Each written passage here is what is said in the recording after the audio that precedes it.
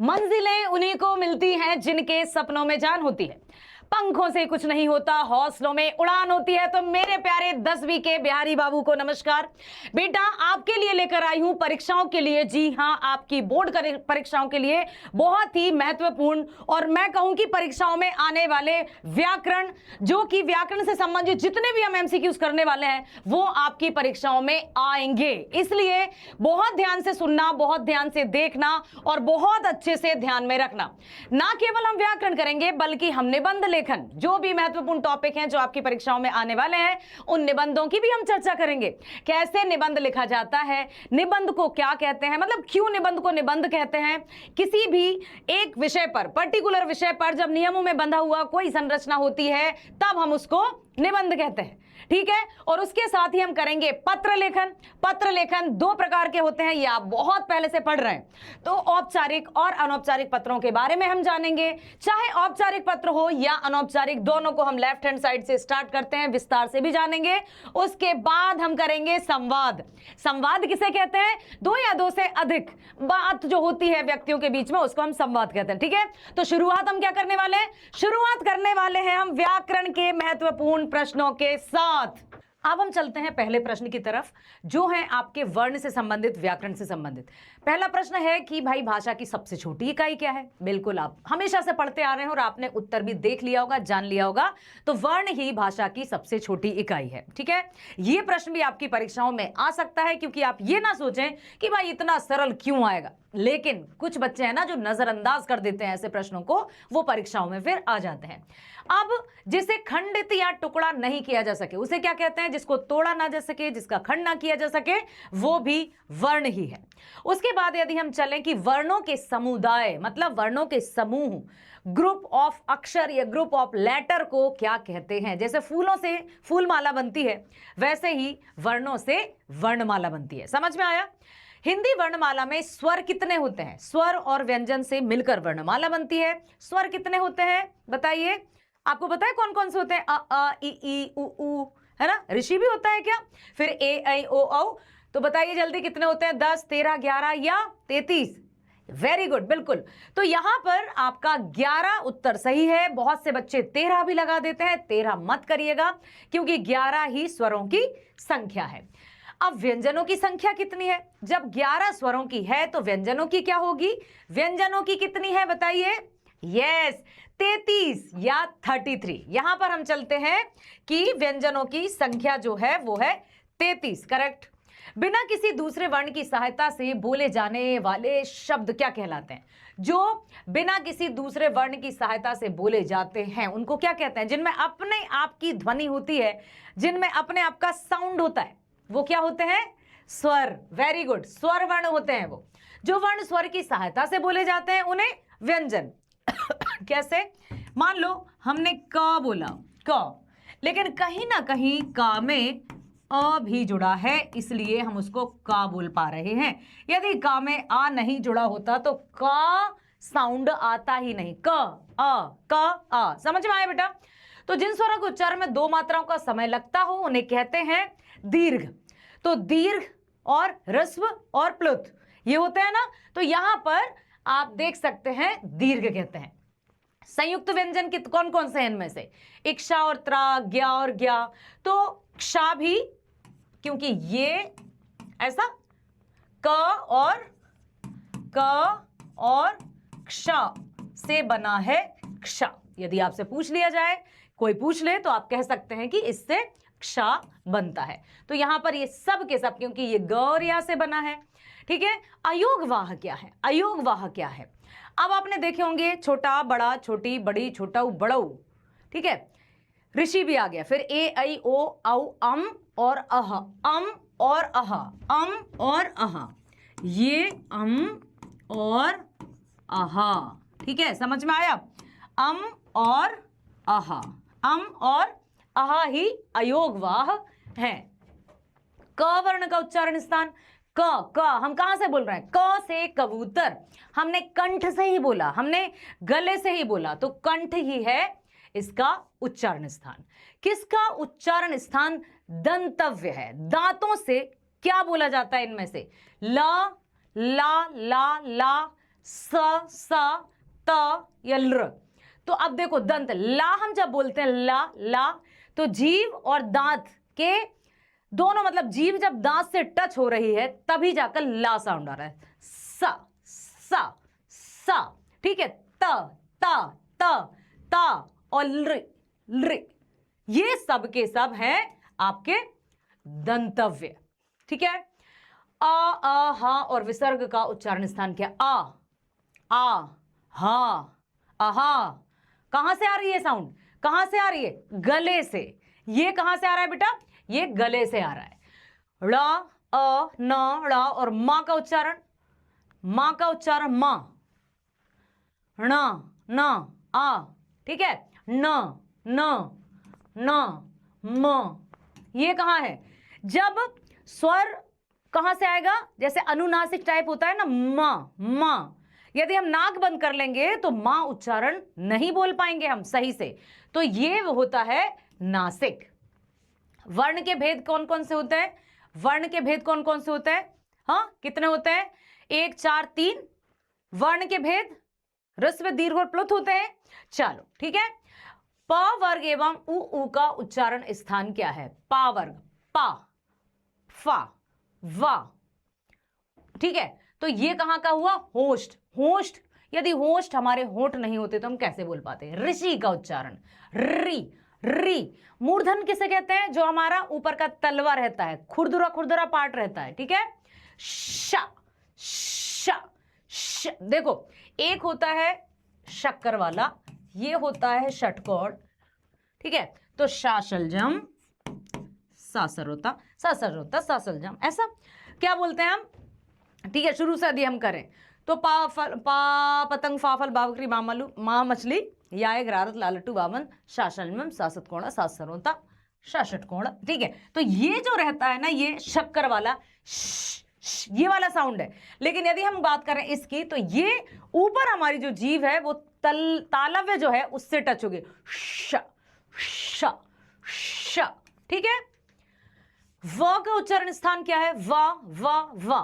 वा, दंत और होंठ, वा, देखो आप, वा, ये दांत और होंठ टच हो रहा है, बा नहीं, बा अकेला होता तो होंठ का, लेकिन हम बात कर रहे हैं वा। ध्यान रखना, यदि ये होता बा से बकरी वाला तो ये सिर्फ होंठ का होता, बा, लेकिन ये है तो इसको कैसे बोल रहे हैं? वा, ऊपर के दांत है, नीचे का होंठ है, वा, इसलिए दंत और होंठ रहेंगे। चा वर्ग, चा चम्मच, छा छतरी, जा जहाज, झा झंडा, ठीक है। तो ये आते हैं आपके तालु से। शा, इसमें होठों का काम नहीं है, शा, ठीक है, तालु का। या का उच्चारण स्थान, या, हमारी जीभ अंदर की तरफ मुड़ रही है और वहां से टच हो रही है। ई और ई का उच्चारण, छोटा ई और बड़ी ई, क्या हमारी जीभ तालव्य से टच हो रही है? क्या हमारी जीभ जो है दांतों से हो रही है? क्या होठों का कोई इसमें रोल है? नहीं। तो ई जो है वो कहां से आ रही है? सीधे गले से। कहां से आ रही है बेटा साउंड? गले से। इनमें से किसका उच्चारण कंठ नहीं है? कंठ नहीं है, उच्चारण को अच्छे से समझना, प्रश्न को नहीं है पूछ रहा है, ठीक है। आ कंठ से आ रही है। ख ये भी कंठ से आ रहा है। विसर्ग में ये भी आ रही। ता ये तो हमारी जीवा और दंत का है, तो ता ही इसका सही जवाब है, क्योंकि ता को हम कंठ से नहीं, ता को हम जीव और दांत से बोलते हैं, दंत से। बनावट के आधार पर शब्द के कौन से भेद हैं? शब्द के कौन से भेद हैं बनावट के आधार पर? बनावट के आधार पर रूढ़, यौगिक, योग रूढ़। रूढ़ शब्द वे होते हैं हम जिनके टुकड़े नहीं कर सकते, ठीक है, जिनको तोड़ा नहीं जा सकता। यौगिक मतलब जिनको तोड़ सकते हैं, विद्यालय ऐसा करके। योग रूढ़ मतलब जैसे हम बहुब्रीहि समास में पढ़ते हैं ना, बहुब्रीहि समास में पढ़ते हैं, जैसे लंबोदर हुआ, नीलकंठ हुआ, गजानन हुआ, ठीक है, ये सब हो जाएंगे योग रूढ़ में। तो ये सब के सब कौन कौन से भेद हैं? सभी, रूढ़, यौगिक, योग रूढ़। प्रयोग के आधार पर शब्द के भेद कितने? प्रयोग के आधार पर शब्द के भेद कितने? शब्द के भेद, शब्द प्रयोग के आधार पर, ठीक है। तो यहां पर दिया है तत्सम इनमें से शब्द नहीं है। तत्सम कौन सा नहीं है? तत्सम नहीं है ये पितु, तत्सम है पुस्तक, आंसू, क्योंकि आंसू का अश्रु है, आंखों का अश्रु है। प्रयोग के आधार पर शब्द के भेद के अंतर्गत है विकारी। प्रयोग के आधार पर शब्द के भेद के प्रयोग के आधार पर कौन कौन है? विकारी और अविकारी। विकारी और अविकारी मतलब ए और बी। अर्थ के आधार पर शब्द के भेद कितने हैं? अर्थ के आधार पर शब्द के भेद, अर्थ के आधार पर वाक्य के भेद की बात नहीं कर रहे हैं। अर्थ के आधार पर वाक्य भेद बेटा कितने हैं? 8। अर्थ के आधार पर यदि हम वाक्यों की बात करें तो वाक्य कितने होते हैं? 8। कितने होते हैं? 8। लेकिन यदि हम बात करें शब्द की तो शब्द होते हैं 2, सार्थक और निरर्थक। सार्थक और निरर्थक, क्योंकि अर्थ के आधार पर सार्थक और निरर्थक। अविकारी शब्द है, अविकारी शब्द है मतलब अविकार, जिनमें विकार नहीं आता, जिनमें विकार नहीं आता, जिनमें परिवर्तन नहीं होता। अविकारी, अधन विकारी, अधन विकारी, ठीक है। मतलब विकार मतलब होता है परिवर्तन परिवर्तन, जिनमें परिवर्तन नहीं आता। तो किंतु, यहां, नित्य, ये सारे के सारे ही अविकारी हैं। ये हमेशा भूतकाल, वर्तमान, भविष्य, हर एक काल में, लिंग में, वचन में, एक वचन, बहुवचन, सब में किंतु किंतु ही रहेगा, यहां ही रहेगा, नित्य नित्य ही रहेगा। मतलब ये सब के सब अविकारी शब्द हैं। अविकारी शब्द पता है आपको, ठीक है। क्रिया विशेषण, समुच्चय बोधक, ठीक है, ये निपात, ये सब आते हैं। लिंग वचन काल आदि परिवर्तन हो उसे कहते हैं कि कारण जिन शब्दों का रूप, मतलब लिंग वचन काल आदि परिवर्तन हो उसे क्या कहते हैं? उसे क्या कहते हैं? उसे क्या कहते हैं? तो अब यहां पर बात आती है कि उसे क्या कहते हैं। देखो देखो अच्छे से सुनना। जिसमें लिंग वचन के आधार पर आ जाए परिवर्तन उसे कहते हैं विकारी। विकारी कौन कौन से? जिसमें संज्ञा, सर्वनाम, विशेषण और क्रिया शब्द शामिल हैं। विकारी शब्दों में कौन कौन से शामिल हैं बेटा? अच्छे से देखो कौन कौन से शामिल हैं। तो विकारी शब्दों में संज्ञा, सर्वनाम, संज्ञा, सर्वनाम, विशेषण, विशेषण और क्रिया, विशेषण और क्रिया, मतलब जो लिंग वचन काल आदि परिवर्तन हो उसे क्या कहते हैं? विकारी शब्द। क्योंकि ये शब्द चेंज हो जाते हैं लिंग के आधार पर, जाता का जाति हो जाता है, क्रिया के आधार पर, है ना, वे वह हो जाता है, ठीक है, सिंगुलर प्लूरल में वे का वह हो जाता है, ठीक। तो इस तरह से इसमें आप देख सकते हैं कि लिंग वचन काल के अनुसार जो चेंज हो जाते हैं उनको विकारी कहते हैं, और विकारी में संज्ञा, सर्वनाम, विशेषण और क्रिया वाले शब्द शामिल हैं। विकारी शब्द क्या है इनमें से? लड़का। क्या लड़का सेम रहेगा? नहीं, लड़का का लड़के हो जाएगा, चेंज हो जाएगा। अभिलाषा, मुझे अभिलाषा है, मैं अभिलाषी हूं, ठीक है, चेंज हो जाएगा। कार्य, कार्यों, कार्यों हो जाएगा, मुझे कार्यों में व्यस्त थे, ठीक है, तो कार्य का कार्यों हो जाएगा, सिंगुलर प्लूरल में चेंज हो जाएगा। इसलिए सब के सब क्या है? ये विकारी शब्द हैं। जो शब्द स्त्रीलिंग, पुल्लिंग, वचन, एक वचन, बहुवचन, भूतकाल, भविष्यकाल के आधार पर या अकॉर्डिंग चेंज हो जाता है, बदल जाते हैं, ठीक है, जिनको मान लो सिंगुलर लिखा है, एक वचन लिखा है और वो बहुवचन में परिवर्तित हो गया, समझ लो वो विकारी शब्द है। मतलब वे शब्द जो संज्ञा हो, वे शब्द जो सर्वनाम हो, वे शब्द जो विशेषण हो, या वे शब्द जो क्रिया हो, वो विकारी में आएंगे। अविकारी शब्द नहीं है, पूछ रहे हैं, अविकारी शब्द नहीं है। ताजा, ताजा, ताजा, ताजा, ताजा, किंतु, है, कलम, अविकारी शब्द नहीं है क्योंकि ये कलम कलम कलम कलम अविकारी शब्द नहीं है, बाकी सब अविकारी शब्द हैं। अविकार, कलम, कलम, हाँ बिल्कुल अच्छे से देखो, ठीक है बेटा। ताजा शब्द कौन सा है? ताजा शब्द अविकारी है। अर्थ के आधार पर शब्द के भेद कितने हैं? अर्थ के आधार पर शब्द के भेद कितने हैं? अर्थ के आधार पर शब्द के भेद कितने हैं? बताओ। अभी देखा था हमने अर्थ के आधार पर शब्द के भेद 2, विकारी और अविकारी, वही थे क्या? ठीक है। सार्थक और निरर्थक कौन कौन से? सार्थक और निरर्थक, सार्थक और निरर्थक, निरर्थक, ये है अर्थ के आधार पर। निरर्थक शब्द क्या है? निरर्थक शब्द अग्नि का अर्थ है, किताब का अर्थ है, कुर्ता का भी अर्थ है। ये क्या है भाई? तो इसका जवाब यही होगा, वंडा। वंडा कुछ है ही नहीं, जिसका कोई अर्थ ही नहीं है, वो निरर्थक है। निरर्थक मतलब जिसका कोई अर्थ ना हो, जिसका कोई अर्थ ना हो, जिसका कोई अर्थ ना हो। सार्थक शब्द देखो इसमें से कौन सा है? तृप्ति। तृप्ति मतलब संतुष्टि, इसका भी है। आंसू मतलब अश्रु, ये भी है। कमल तो कमल होता ही है, मतलब सब के सब जो है सार्थक। सार्थक मतलब अर्थ के साथ। सार्थक शब्द नहीं है दशानन। दशानन को कैसे भूल सकते हैं? ये भी है। जल, जल भी है, हवा भी है। बक, बक, बक क्या है? तो यही इसका सही जवाब है। संज्ञा के भेद, संज्ञा के भेद, व्यक्तिवाचक, जातिवाचक, भाववाचक, ऐसे तो 3 है, लेकिन समूहवाचक और द्रव्यवाचक भी है। तो समूहवाचक और द्रव्यवाचक भी है, समूहवाचक और द्रव्यवाचक, इसलिए यहां पर 5। सबसे पहला व्यक्तिवाचक, ठीक है, जातिवाचक, समूहवाचक,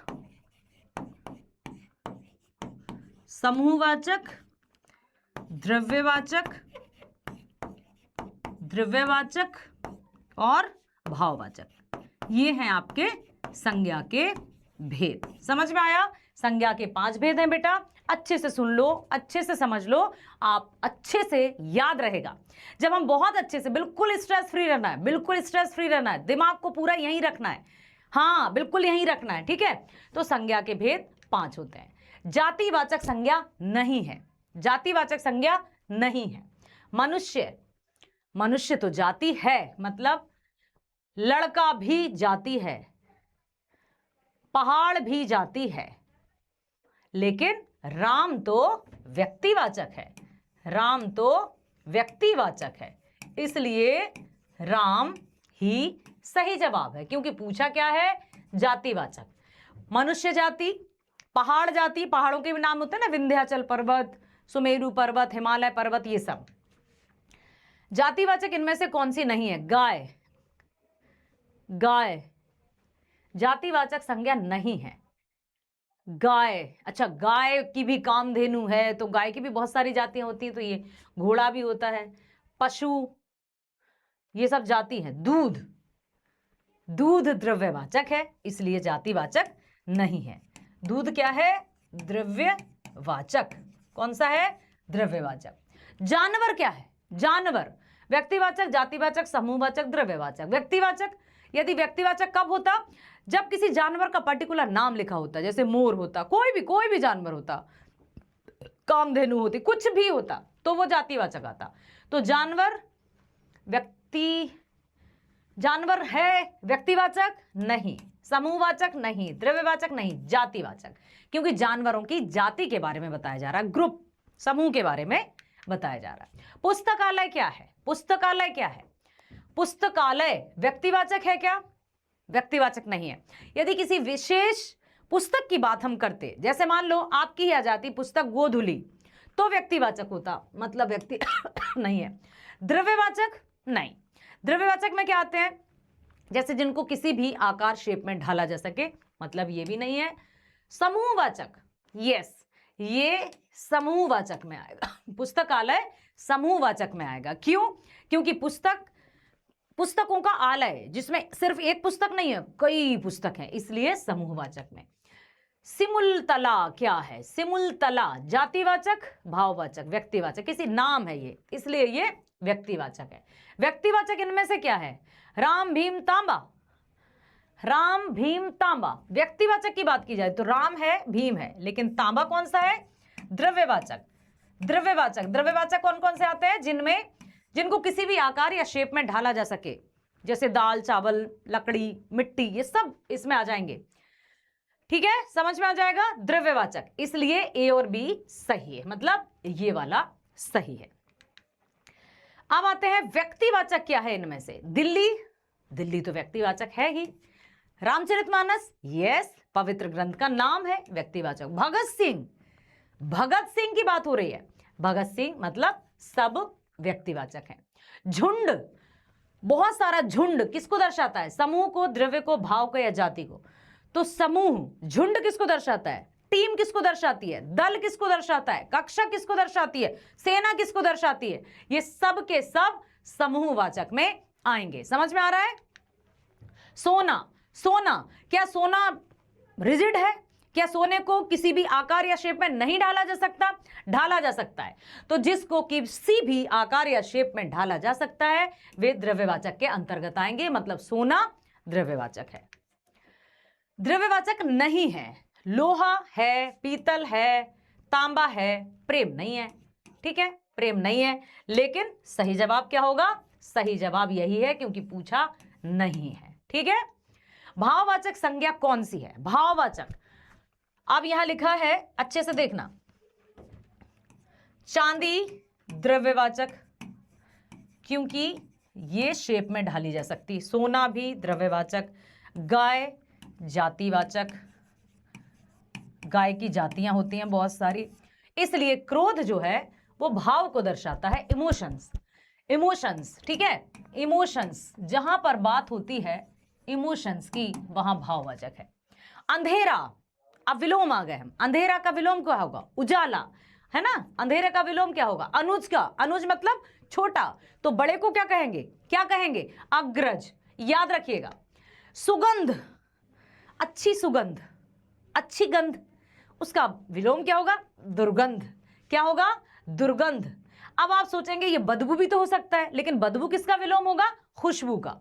जैसा शब्द होता है उसी के आधार पर उसका विलोम भी होता है। सही जोड़ा, युग्म मतलब क्या होता है? जोड़ा, पेयर, ठीक है, या पेयर। तो प्रत्यक्ष, परोक्ष, तामसिक, सतामसिक, पाप अपाप तो कुछ होता ही नहीं, सतामसिक भी कुछ नहीं होता, मतलब प्रत्यक्ष और परोक्ष। परोक्ष मतलब इनडायरेक्ट। गलत जोड़ा कौन सा है? गलत जोड़ा मोक्ष बंधन सही है, सूक्ष्म स्थूल सही है, अपेक्षा अनपेक्षा तरुण ये भी सही है। मतलब सही जवाब कौन सा होगा? इन्होंने पूछा है गलत। गलत कौन सा है? ये वाला। अथ, अथ का उल्टा। विलोम का मतलब क्या होता है? उल्टा। समझ में आ रहा है बच्चे? विलोम का अर्थ क्या होता है? उल्टा। तो अथ इति, अथ इति। शुष्क, शुष्क मतलब गर्म, तो इसका उल्टा क्या होगा? इसका उल्टा क्या होगा? आर्द्र। आर्द्र मतलब होता है नम, नम, मॉइस्चर, ठीक है। शाश्वत, शाश्वत मतलब जो हमेशा रहे, इसका उल्टा क्या होगा? नश्वर। क्षणिक, यदि यहां नश्वर की जगह मतलब क्षणिक की जगह यदि नश्वर भी आता तो भी सही होता। क्षणिक मतलब ये जीवन क्षणिक है, पता नहीं हमें कब क्या हो जाए, तो ये भी आ जाएगा शाश्वत में, या तो ये आएगा और नश्वर लिखा रहेगा, तब भी आपको सही करना है।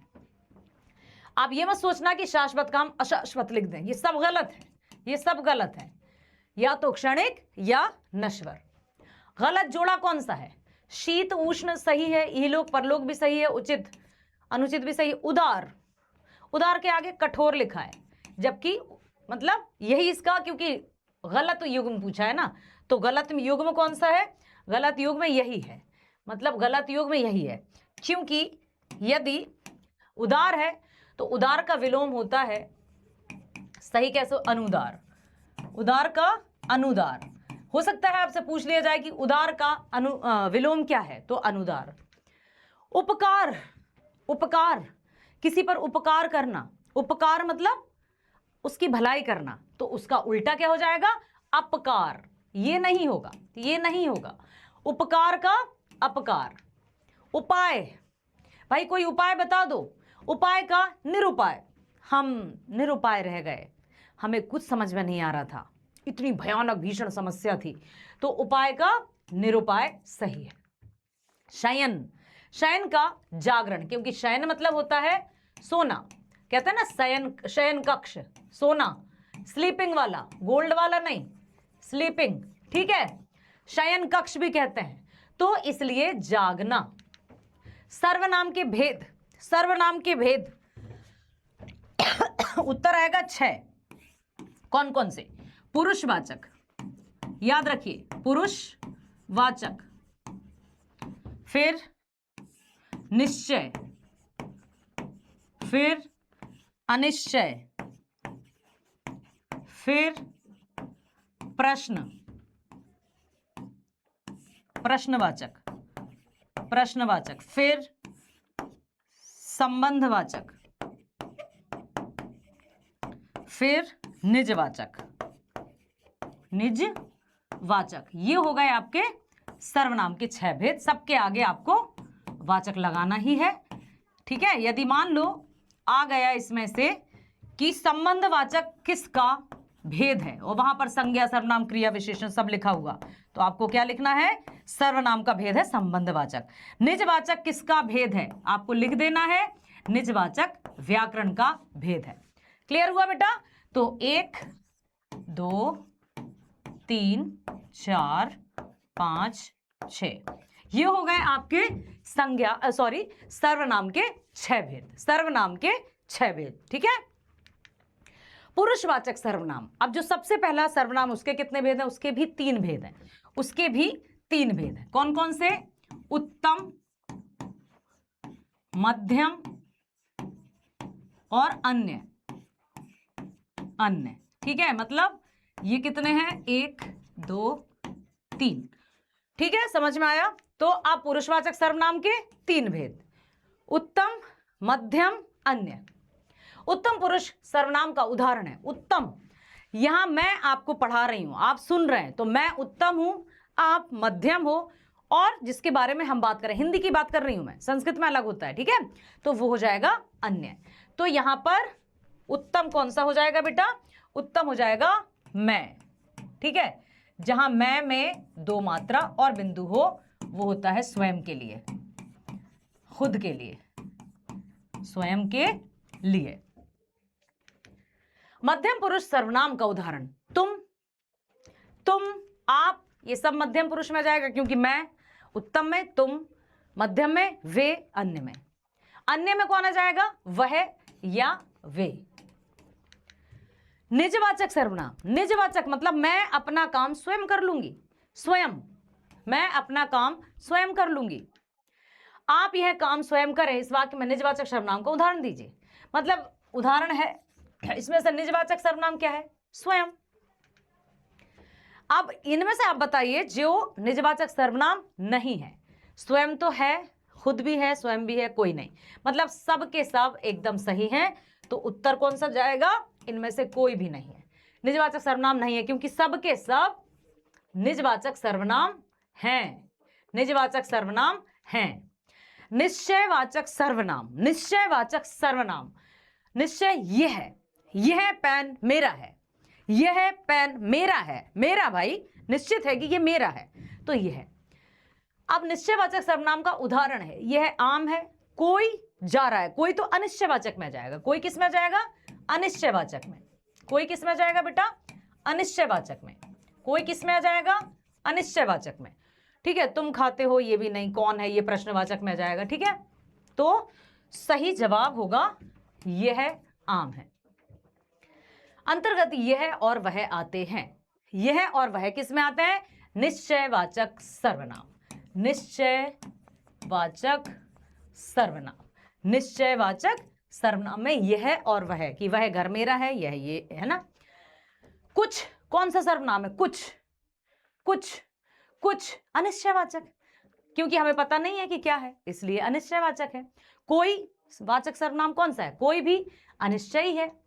कोई और कुछ वाचक सर्वनाम के अंतर्गत आते हैं, अनिश्चय सर्वनाम के अंतर्गत आते हैं। जो, सो वाचक सर्वनाम का उदाहरण है। अब जैसे जैसा करोगे वैसा भरेगा, जो बोओगे वही मिलेगा। तो जो और सो जो है एक दूसरे का संबंध बता रहे हैं, एक दूसरे का संबंध बता रहे हैं, ठीक है।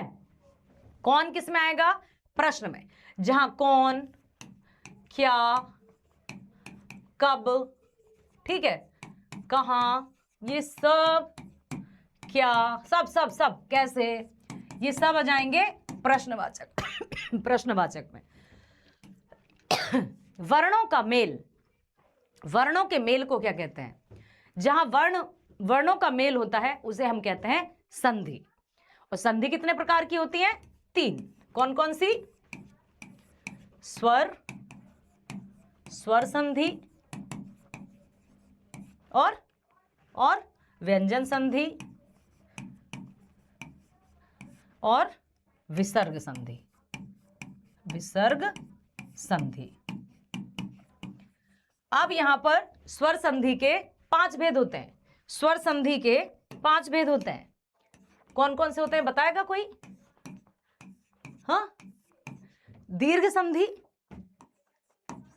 दीर्घ, वृद्धि, गुण, गुण, अयादि, और एक और गुण, गुण, गुण, यण, यण और अयादि। ये होते हैं स्वर संधि के, अयादि संधि। ये होते हैं स्वर संधि के 5 भेद, 5 भेद, ठीक है। स्वर संधि के कितने भेद होते हैं? स्वर संधि के 5 भेद होते हैं। स्वर संधि किसे कहते हैं? मतलब संधि किसे कहते हैं? वर्णों के मेल को। समास में होता है 2 शब्दों का मेल, इतना ध्यान रखना। समास में होता है 2 शब्दों का मेल, और स्वर में होता है 2 वर्णों का मेल। स्वर संधि के भेद लो आ गया 5, हमने बिल्कुल अभी किए थे, ठीक है, पता है ना। अब आप अपनी कॉपी में नाम लिखिए। दीर्घ स्वर संधि में स्वरों का मेल होता है। दीर्घ जो स्वर संधि है उसमें स्वरों के, कैसे स्वरों का मेल होता है?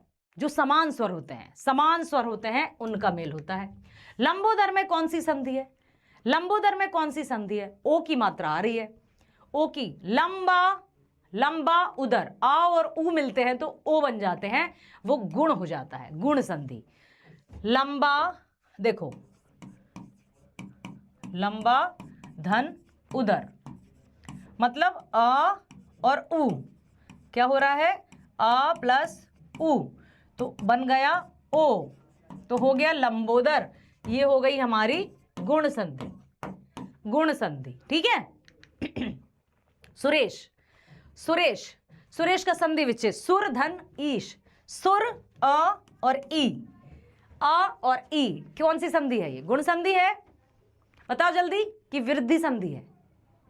स्वर संधि के दीर्घ संधि, और हाँ अभी हमने बताए थे ना। तो बताइए इसमें मैं एक और प्रश्न आपको दे रही हूं कि इसमें कौन सी संधि है? सुरेश में कौन सी संधि है? दीर्घ स्वर संधि का कौन सा भेद है? सुरेश। वृद्धि संधि निम्न में से किस में है? वृद्धि संधि, अब पता है वृद्धि संधि में ऐ की मात्रा होती है। वृद्धि संधि में ऐ की मात्रा होती है, एक एक, एक एक, एकाएक, एक एक।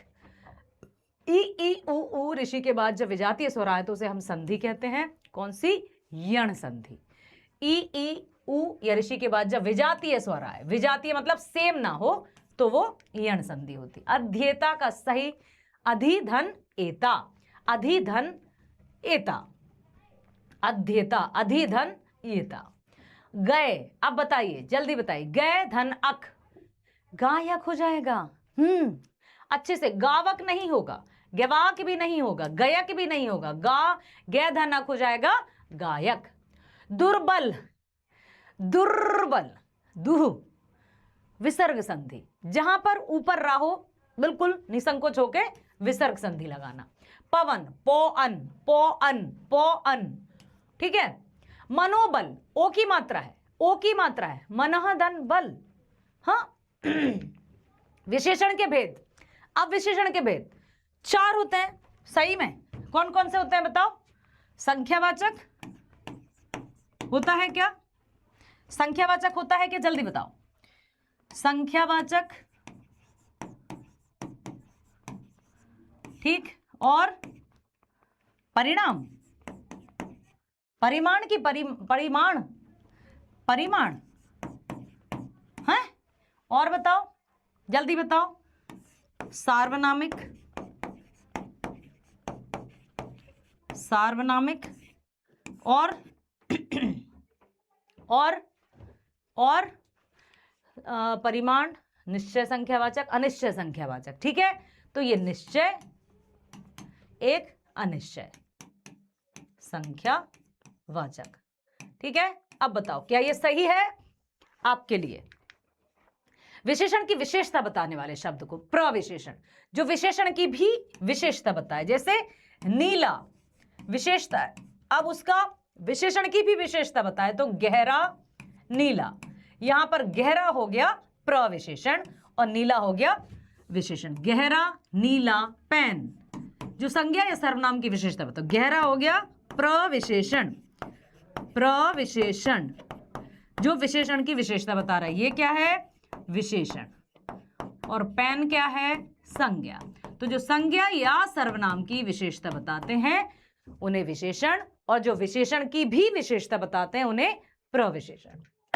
जिसकी विशेषता बताई जाए, पेन की विशेषता बताई जा रही है ना, नीला पेन, तो पेन क्या होगा? विशेष्य। पेन क्या होगा? विशेष्य। जिसकी विशेषता बताई जाए, जैसे नीला पेन, नीला पेन, पेन क्या होगा? विशेष्य। पेन क्या होगा बेटा? विशेष्य। और नीला क्या होगा? अभी हमने देखा था विशेषण, अभी हमने देखा था विशेषण। अच्छा क्या है? अच्छा परिमाण, संख्या, सार्वनामिक या गुणवाचक। ओके, अब बात आती है, देखो तो यहां आप देखो गुणवाचक। ठीक है, बात आती है, ठीक समझ में आई बात? क्या समझ में आई? अच्छा क्या है? परिमाण मतलब जहां नाप तौल आए। नाप तौल मतलब कितना, नाप तौल में कितना, लीटर, मीटर, किलोमीटर, सब। संख्या में गिनती, गिनती की जा सके जहां। सर्वनामिक में जहां संज्ञा के पहले सर्वनाम हो, संज्ञा के सार्वनामिक विशेषण है। ठीक है, गुणवाचक जहां उसकी क्वालिटी बताई जाए, अच्छा बुरा, तो ये हो जाएगा आपका अच्छा। ठीक है, गुणवाचक किसका भेद है? विशेषण का भेद है। तो संख्यावाचक, गुणवाचक, सार्वनामिक और परिमाण। गुणवाचक विशेषण क्या है? लाल है, पीला है, खट्टा है, मतलब सब है।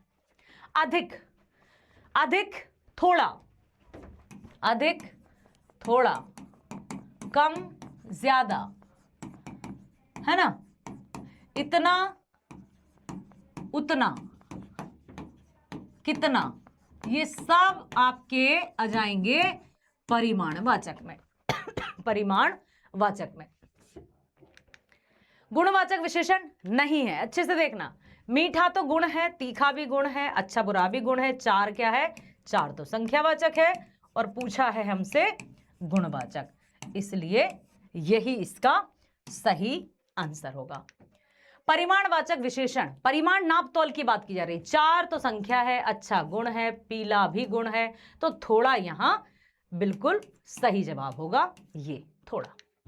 बहुत, थोड़ा और बहुत गुणवाचक है क्या? नहीं। संख्यावाचक नहीं, सार्वनामिक नहीं, ये बता रही है कम या ज्यादा, बहुत, ये सब आ जाएंगे परिमाणवाचक में। पदों के संक्षेपण को, अब जो पद होता है उसके संक्षेपण को क्या कहते हैं? पदों के संक्षेपण को क्या कहते हैं? अभी हमने देखा था कि दो वर्णों के मेल को संधि कहते हैं।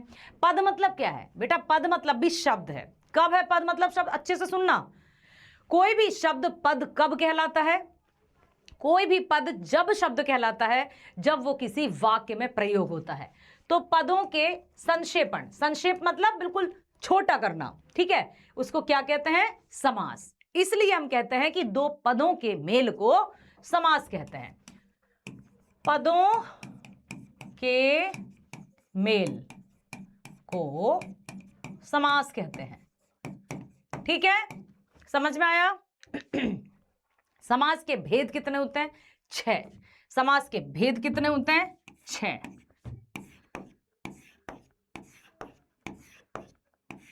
ठीक है, अव्ययी भाव,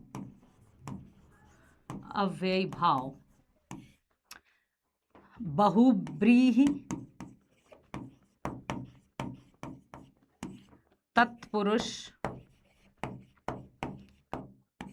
कर्मधारय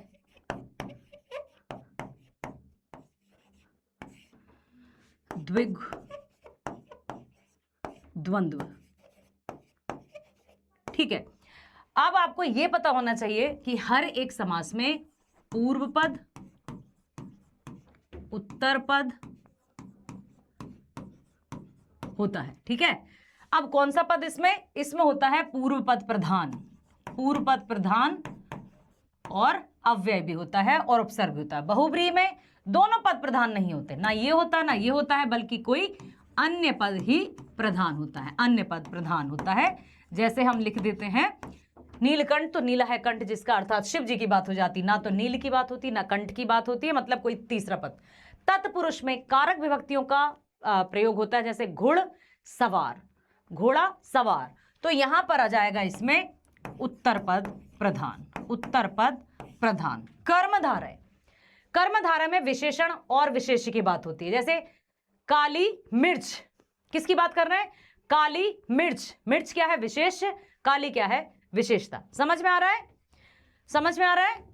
समझ में आ रहा है? कर्मधारय में विशेषण और विशेष्य की बात होती है। द्विगु में ये हो जाए काली मिर्च, विशेषण, सिंपली मैं बता रही हूं, और ये विशेष, ये विशेष।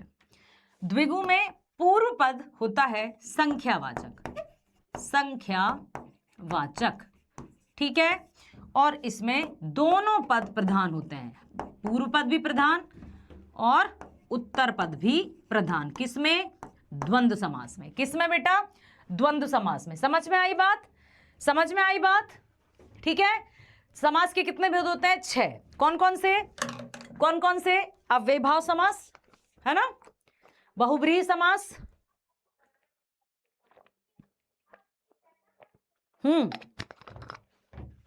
बहुब्रीहि समास, ठीक है, और ठीक है, अब समझ में आ गया होगा आपको, आ गया? आया? ठीक है, चलो।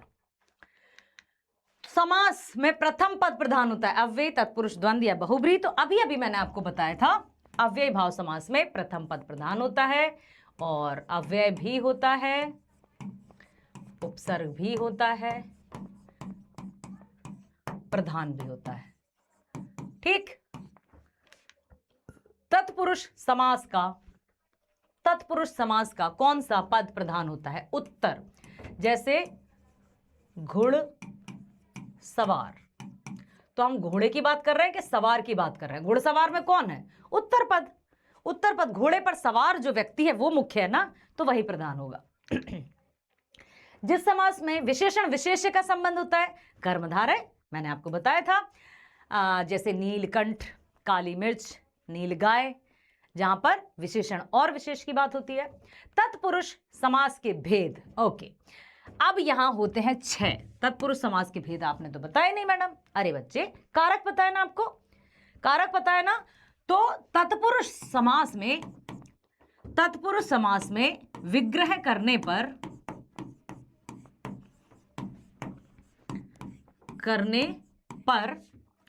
कारक विभक्ति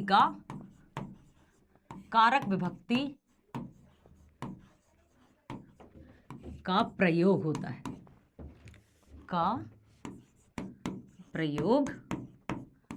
है,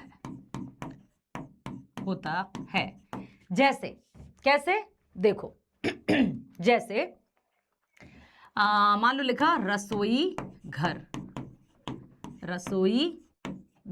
ठीक है, तो रसोई घर में हो जाएगा रसोई का क्या है? कारक विभक्ति। तो जहां पर कारक विभक्ति का उपयोग हो विग्रह करने पर, और कारक विभक्ति का लोप हो समस्त पद लिखने पर, मतलब 6 भेद होते हैं कारक के। तो तत्पुरुष समास को 6 भेदों में बांटा है। राजपुत्र में कौन सा समास है? राजा का पुत्र, मतलब तत्पुरुष समास। राजा का पुत्र मतलब तत्पुरुष समास। प्रथम पद संख्यावाची, यस, वेरी गुड, बहुत सही। द्विगु समास में प्रथम पद संख्यावाची। प्रतिदिन प्रति, देखो जरा, उपसर्ग है मतलब अव्यय भाव समास, अव्यय भाव समास। पॉकेट मार्क, पॉकेट को मारने वाला, पॉकेट को चुराने वाला, का, की, के, तत्पुरुष समास, जहां पर कारक विभक्ति आ जाए वहां आ जाता है आपका। यथाशक्ति, यथा क्या है, यथाशक्ति, यथा अनुसार, ये क्या है, उपसर्ग, अव्यय मतलब अव्यय भाव समास, शक्ति के अनुसार, शक्ति के अनुसार, ठीक है। तो यहां पर आ जाएगा आपका पुरुषोत्तम, पुरुषों में उत्तम, पुरुषों में उत्तम, पुरुषों में उत्तम आ जाएगा। अब में क्या है, अधिकरण कारक, तो जहां कारक विभक्ति आए वहां पर तत्पुरुष आ जाता है। कर्मधारय समास, कर्मधारा में क्या करते हैं, विशेषण और विशेष, जल्दी बताओ। चंद्रमुख, मुख की मुख विशेष, चंद्रमा विशेषण, राजपुत्र, राजा का पुत्र, पद से उचित, भाग्य से हीन, तो यहां तो ये तो सबके सब तत्पुरुष हैं, कर्मधारय यही है। काली मिर्च में कौन सा समास है, काली है जो मिर्च, जहां विशेषण विशेष की बात हो, कर्मधारय। त्रिलोक, तीन, तीन, तीन, जल्दी बताओ, संख्यावाचक, संख्यावाचक, यस यस यस, ये द्विगु समास। पीत है अंबर जिसका, जिसका मतलब बहुब्रीहि, विष्णु, विष्णु, जहां तीसरे पद या अन्य पद की बात की जाती है वहां कौन सा होता है बेटा, बहुब्रीहि। रात दिन, रात दिन इक्वल है मतलब द्वंद्व समास है। वाच्य के कितने भेद होते हैं, वाच्य के 3 भेद, कौन कौन से, कारित्र,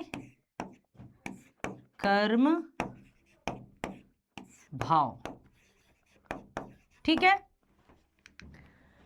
वाच्य से तात्पर्य है कर्ता का रूप, नहीं क्रिया के, जिस रूप से हमें यह पता चले कि वाक्य कर्ता ने है, कर्म है या।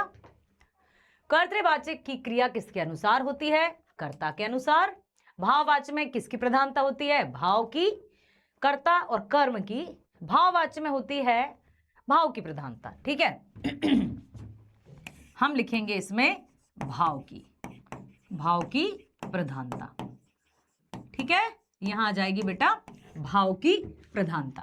भाववाच्य की क्रिया हमेशा कैसी होती है, यस, भाववाच्य की क्रिया हमेशा होती है एक वचन, अन्य पुरुष नहीं, पुल्लिंग, पुल्लिंग होती है, पुल्लिंग होती है। देखो समझ में, जाता है, चलो सोया जाए, उनके द्वारा खेला, उनसे खेला जाता है, तो भाववाच्य की क्रिया हमेशा पुल्लिंग होती है।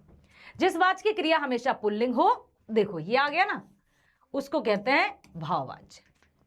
राम ने रोटी खाई, इसमें कौन सा है, राम ने रोटी खाई, कर्म, क्योंकि कर्म, रोटी खाई कर्म बताया जा रहा है।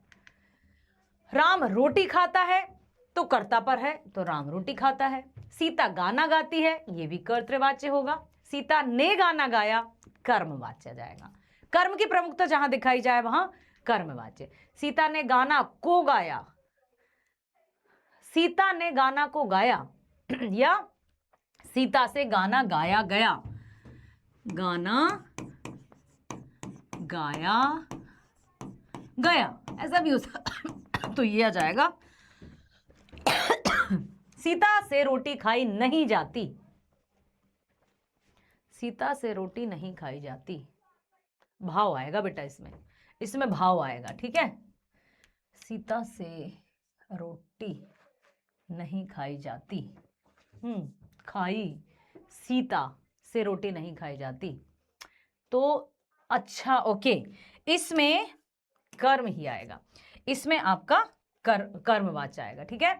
समान अर्थ वाले शब्द को क्या कहते हैं, पर्यायवाची या समानार्थी, तो ये दोनों कहते हैं, मतलब ये सही है। सूर्य का समानार्थी क्या होगा, मतलब पर्यायवाची क्या होगा, मरीचि, अंशुमाली, हंस। सूर्य का समानार्थी नहीं होगा, नहीं होगा। प्रभाकर है, सविता है, मार्तंड है, अर्णव नहीं है, मतलब यही सही है क्योंकि नहीं पूछा है।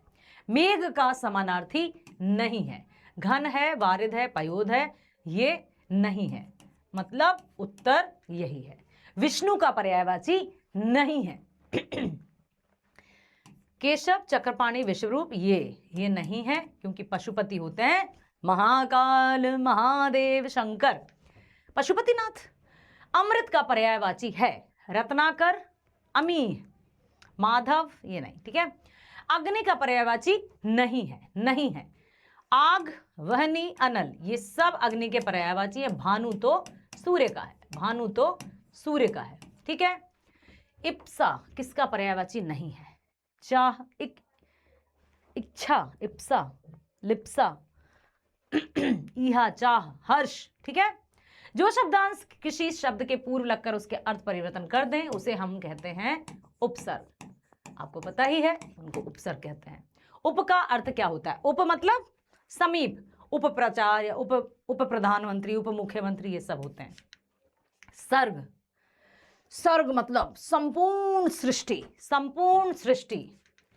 आगमन में कौन सा उपसर्ग है? आगमन, उपसर्ग ये है, गमन मूल शब्द है।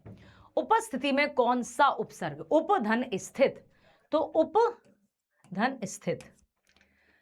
पराजय में कौन सा? पराधनजय, ठीक है। कुपुत्र में कु, अमर में अ, भरपेट में भर, कु उपसर्ग है। कुत्ता, कुछ, कुमार्ग, इनमें नहीं है क्योंकि अपने आप में कुमार्ग में। निडर में कौन सा उपसर्ग है? नी, डर, तो नी ही उपसर्ग है क्योंकि वे शब्दांश जो किसी मूल शब्द के पहले लगते हैं। हम उपसर्ग का अर्थ है समान, असमान। हम शक्ल कहते हैं ना, हम उपसर्ग भी लगता है ना। हम शक्ल, हम उम्र कहते हैं ना, हम उम्र है वो, तो जो हम होता है वो किसके लिए होता है? समान के लिए। किसके लिए होता है? समान के लिए, ठीक है। अनपढ़, समझ में आया? तो अब हम चलते हैं अगले प्रश्न पर। जो शब्दांश शब्द के अंत में लगकर उसके अर्थ को परिवर्तित कर दें। बहुत बार मैंने समझाया भी है, याद है कि जो शब्दांश किसी के मतलब मूल शब्द के अंत में लगे और उसको अर्थ परिवर्तित कर दें वो क्या कहलाते हैं? उपसर्ग, प्रत्यय, कारक या संज्ञा। तो प्रत्यय मतलब पीछे या अंत में, इसका जवाब होगा प्रत्यय। अगला है प्रत्यय के भेद कितने होते हैं? प्रत्यय के मुख्य भेद कितने होते हैं? भाई 2 होते हैं। एक होता है कृत प्रत्यय, ठीक है, कृत प्रत्यय, और दूसरा होता है तद्धित। समझ में आया? याद रखना बेटा, कृत प्रत्यय मतलब जो क्रिया शब्दों के बाद में लगते हैं उनको हम कृत प्रत्यय कहते हैं, और क्रिया के अलावा जो भी हो वो तद्धित कहलाते हैं। क्लियर हुआ? इसके बाद हम चल रहे चिल्लाहट में प्रत्यय है, चिल्लाहट में प्रत्यय है, चिल्लाना। तो अब क्या लगा है उसमें? चिल्लाहट, आहट, चिल्ला आहट, ठीक है, चिल्लाहट। समझौता में कौन सा? औता। अब अपने आप समझ धन औता, उसमें मूल शब्द ढूंढना, समझ धन औता। समझ में आया? झगड़ालू में तो झगड़ा प्लस आलू। पूजा में पूजा में प्रत्यय क्या है? पूज प्लस आ। अच्छाई में अच्छा प्लस ई, अच्छा प्लस ई या अच्छाई, अच्छे से बताना, अच्छा प्लस ई है ना, अच्छाई, ठीक है। समझ में आया?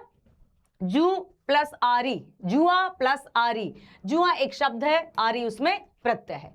मजाकिया, मजाक धन इया, पियक्कड़, अक्कड़ हो जाएगा, इसमें अक्कड़ आ जाएगा, प्रत्यय न में अक्कड़ क्या है? पीछे लगा है, इसलिए अक्कड़ प्रत्यय है। बेलन में कौन सा प्रत्यय है? बेल प्लस न। बिछोना में कौन सा प्रत्यय है? बिछ धन ओना। समझ में आया? ससुराल में कौन सा प्रत्यय है? आल। ससुर धन आल, ससुराल गेंदा फूल, वही है ये। कौन सा अव्यय का भेद नहीं है? समुच्चय बोधक, प्रश्नवाचक, संबंधवाचक, विस्मयादि बोधक, ये सब जो है वो तो है, ठीक है। इन सबको आप कहते हैं अव्यय, मतलब अविकारी। ये सब अविकारी हैं, लेकिन ये नहीं है, मतलब सही यही है। अव्यय के भेद कितने होते हैं? अव्यय के भेद होते हैं 5। हाँ देखो, निपात को भी जोड़ लिया जाता है, लेकिन यदि 5 ऑप्शन में नहीं है तो 4 ही होगा। अब भी हमने देखा समुच्चय बोधक, ठीक है, क्रिया विशेषण देखा ना हमने, संबंध बोधक, विस्मय आदि बोधक, और एक और होता है निपात। अव्यय का क्या उदाहरण है? तुम तो सर्वनाम है, मतलब ये तो विकारी शब्द है। राम संज्ञा है, ये भी विकारी है। आना क्रिया है, ये भी विकारी है। जब तब ये है अविकारी। क्रिया विशेषण विशेषता बतलाता है किसकी? क्रिया विशेषण किसकी? अरे भाई क्रिया विशेषण तो क्रिया की ही विशेषता आएगी, क्रिया विशेषण में क्रिया की विशेषता आएगी, ठीक है। विस्मय आदि बोधक अव्यय कौन सा है? और, जब, आह, कभी। आह, पहली बात तो जहां पर आप देखो ये वाला जो चिन्ह लगा है ना, विस्मय आदि बोधक चिन्ह, तो वहां है। और कौन सा अव्यय है? और कौन सा अव्यय है? समुच्चय बोधक कौन सा अव्यय? और कौन सा अव्यय है? क्रिया विशेषण नहीं, संबंध बोधक नहीं, समुच्चय बोधक। योजक समझ में आया? समुच्चय बोधक या योजक जो रहते हैं उनको हम और, एवं, तथा कहते हैं। वाह क्या नजारा है! कौन सा अव्यय? कौन सा अव्यय? विस्मय आदि। अव्यय किसे कहते हैं? अव्यय किसे कहते हैं? विकारी को? नहीं तो अविकारी को। यस, अव्यय धन, जैसे अव्यय जिसका कोई व्यय ना हो, जिसमें कोई विकार ना हो, मतलब जिसका अविकारी। अविकारी सेम है, सेम है। संबंध बोधक अव्यय, संबंध बोधक अव्यय जो सो, ठीक है, और, वैसा। विस्मय आदि बोधक नहीं है, उदाहरण नहीं है। आह भी है, वाह भी है, अरे भी है, और इसका उदाहरण नहीं है, मतलब सही यही है। संज्ञा या सर्वनाम के जिस रूप से वाक्य के अन्य शब्दों के साथ उसका संबंध सूचित हो उसे क्या कहते हैं? जब संज्ञा या सर्वनाम के जिस रूप से वाक्य के अन्य शब्दों के साथ उसका संबंध हो तब हम उसे कारक कहते हैं, ठीक है। और कारक आपको पता ही है 8 होते हैं, कर्ता, ने, कर्म, को, ठीक है। कारक के 8 भेद होते हैं, कारक के 8। कर्ता का चिन्ह क्या होता है? कर्ता का चिन्ह, कर्ता ने, कर्म को, करण से, संप्रदान के लिए। कारक विभक्ति आपको पता है। राम ने रोटी खाई, इस वाक्य में राम करता है, इस वाक्य में राम करता है, ठीक है। वाक्य के जिस रूप में किसी को पुकारने का बोध हो उसे क्या कहते हैं? संबोधन।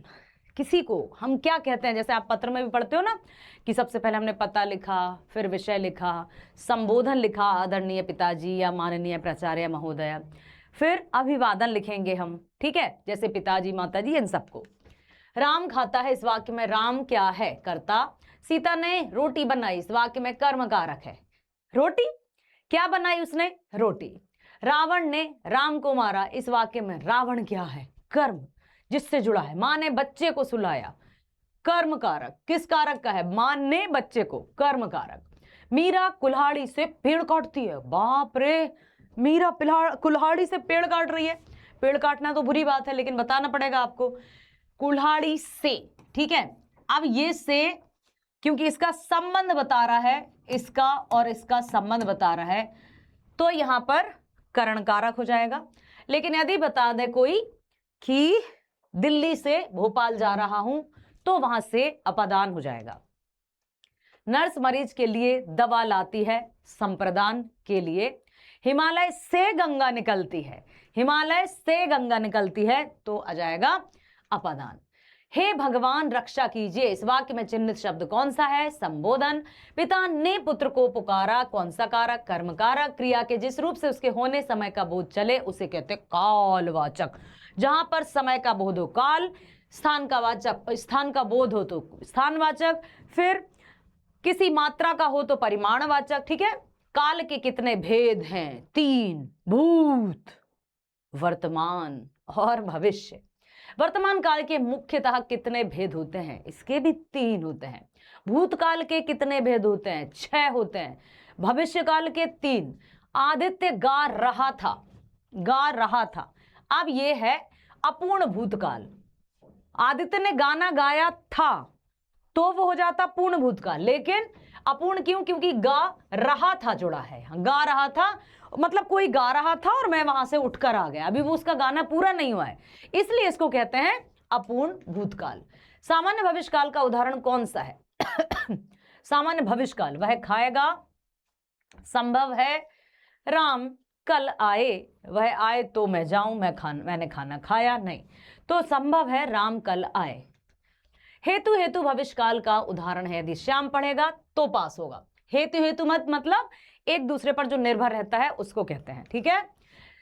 जिससे क्रिया किसी कार्य के करने या होने का बोध हो उसे क्या कहते हैं? क्रिया। क्रिया के मूल रूप को धातु कहते हैं। जिन क्रियाओं के साथ कर्म का प्रयोग नहीं होता वे कहलाती हैं अकर्मक, क्योंकि अकर्मक और सकर्मक मतलब जहां पर कर्म का प्रयोग नहीं है और यहां पर कर्म का प्रयोग होता है, कर्म का प्रयोग होता है। समझ में आया? समझ में आया? ठीक है। सरल वाक्य का उदाहरण कौन सा है? राम खाता है, मनोहर खाया और सो गया, मोहन खेलता है, तो ए और बी, राम खाता है। हाँ, सरल वाक्य तो सही है। अब सुनो सुनो सुनो, सरल वाक्य का उदाहरण कौन सा है? ये तो है संयुक्त, खाया सो गया, तो यहां पर आएगा आपका ये और ये, है ना? समझ में आया? तो ये वाला आपका सही होना चाहिए कि नहीं? बताओ मुझे। वह खाना खाया और सो गया वाक्य का उदाहरण है, क्योंकि ये तो है संयुक्त वाक्य, ठीक है। ये सरल नहीं है, ये सरल नहीं है, यहां पर यही होगा। अर्थ के आधार पर वाक्य के कितने भेद होते हैं? हमने पढ़ लिया है कि विधिवाचक, निषेधवाचक, आज्ञावाचक। वाक्य के आधार, अर्थ के आधार पर वाक्य के भेद हैं, ये भी है, ये भी है, ये भी है, मतलब सब है, क्योंकि इसके तो 8 भेद होते हैं। तुम क्या कर रहे हो? यह किस वाक्य का उदाहरण है? प्रश्नवाचक। जब कभी भी प्रश्न संबंधी कोई भी पूछा जाता है तो वो प्रश्नवाचक होता है। मैं आज नहीं खाऊंगा, नहीं खाऊंगा, निषेधवाचक। मुहावरे चलते हैं, विशेष अर्थ का बोध कराने वाले वाक्यांश क्या कहलाते हैं? वाक्यांश। उपसर्ग प्रत्यय शब्दांश होते हैं, उपसर्ग प्रत्यय शब्दांश होते हैं, जबकि मुहावरे वाक्यांश होते हैं, मुहावरे वाक्यांश होते हैं। पगड़ी रखना, बेटा मेरी पगड़ी रखना, परीक्षाओं में अच्छे अंक लाना, मेरी पगड़ी रख लेना, मतलब मेरी लाज रखना, मेरी मर्यादा की रक्षा करना। मुहावरा किस भाषा का शब्द है? किस भाषा का? अरबी भाषा का। पायजामे से बाहर होना, क्या अर्थ है मुहावरे का? अत्यधिक गुस्सा होना, अत्यधिक गुस्सा होना, पूरा खतरनाक, पायजामे से बाहर होना, अत्यधिक गुस्सा होना। इंतजार करना वाक्य लिए सही मुहावरा होगा। हाथ मलना तो पछताना होगा, एड़ी चोटी एक करना मेहनत करना हो जाएगा, पानी पानी हो जाना शर्म हो जाएगा। तो तारे गिनना, मैं रात भर तारे गिनता रहा, ठीक है। कान भरना, ये बड़ी खराब है, इसके कान भरती रहती है, या ये तो बड़ा खराब है, जब देखो जब कान भरता रहता है, ठीक है। तो कान भरना मतलब चुगली करना, अक्ल का दुश्मन। ये तो मतलब ऐसा है कि इससे क्या ही कहो, ये तो अक्ल का दुश्मन है, तो अक्ल का दुश्मन आ जाएगा यहां महामूर्ख। होश उड़ना, अरे तुमसे मिली नजर, तो होश उड़ना एकदम से खतरनाक कि भाई हाँ मैं तो एकदम, मेरे तो होश ही उड़ गए, आश्चर्यचकित होना, मुझे तो नानी याद आ गई, ठीक है। कोल्हू का बैल, इतनी मेहनत करना, इतना अधिक परिश्रम करना, मतलब बहुत अधिक परिश्रमी। समय पर धोखा देना, सही मुहावरा क्या होगा? समय पर धोखा देना, किसी ने उसे समय पर धोखा दे दिया। जब किसी को, जैसे मोहन को जब जरूरत थी तो सोहन ने उसकी मदद की, होमवर्क करवाया, गृह कार्य करवाया, लेकिन जब सोहन ने मोहन से कॉपी मांगी तो उसने अंगूठा दिखा दिया, हाँ साफ मना कर दिया। किताब का कीड़ा होना, अरे भाई रट्टू तोता होना, किताबी कीड़ा होना, हर वक्त बस पढ़ते रहना। सुना ना, उल्लू का पट्टा है, मतलब महामूर्ख। कच्चा चिट्ठा खोलना, सारे भेद, सारे सीक्रेट सामने ले आना, मतलब रहस्य खोलना। अब लोकोक्तियां, यह आवश्यक नहीं कि का अंत ना के साथ हो, ध्यान रखना। जैसे अक्सर हमने देखा कि जो मुहावरे होते हैं उनका अंत जो है वो होता है ना से, लेकिन ये जरूरी नहीं कि लोकोक्तियों का भी अंत ना के साथ हो। ठीक है।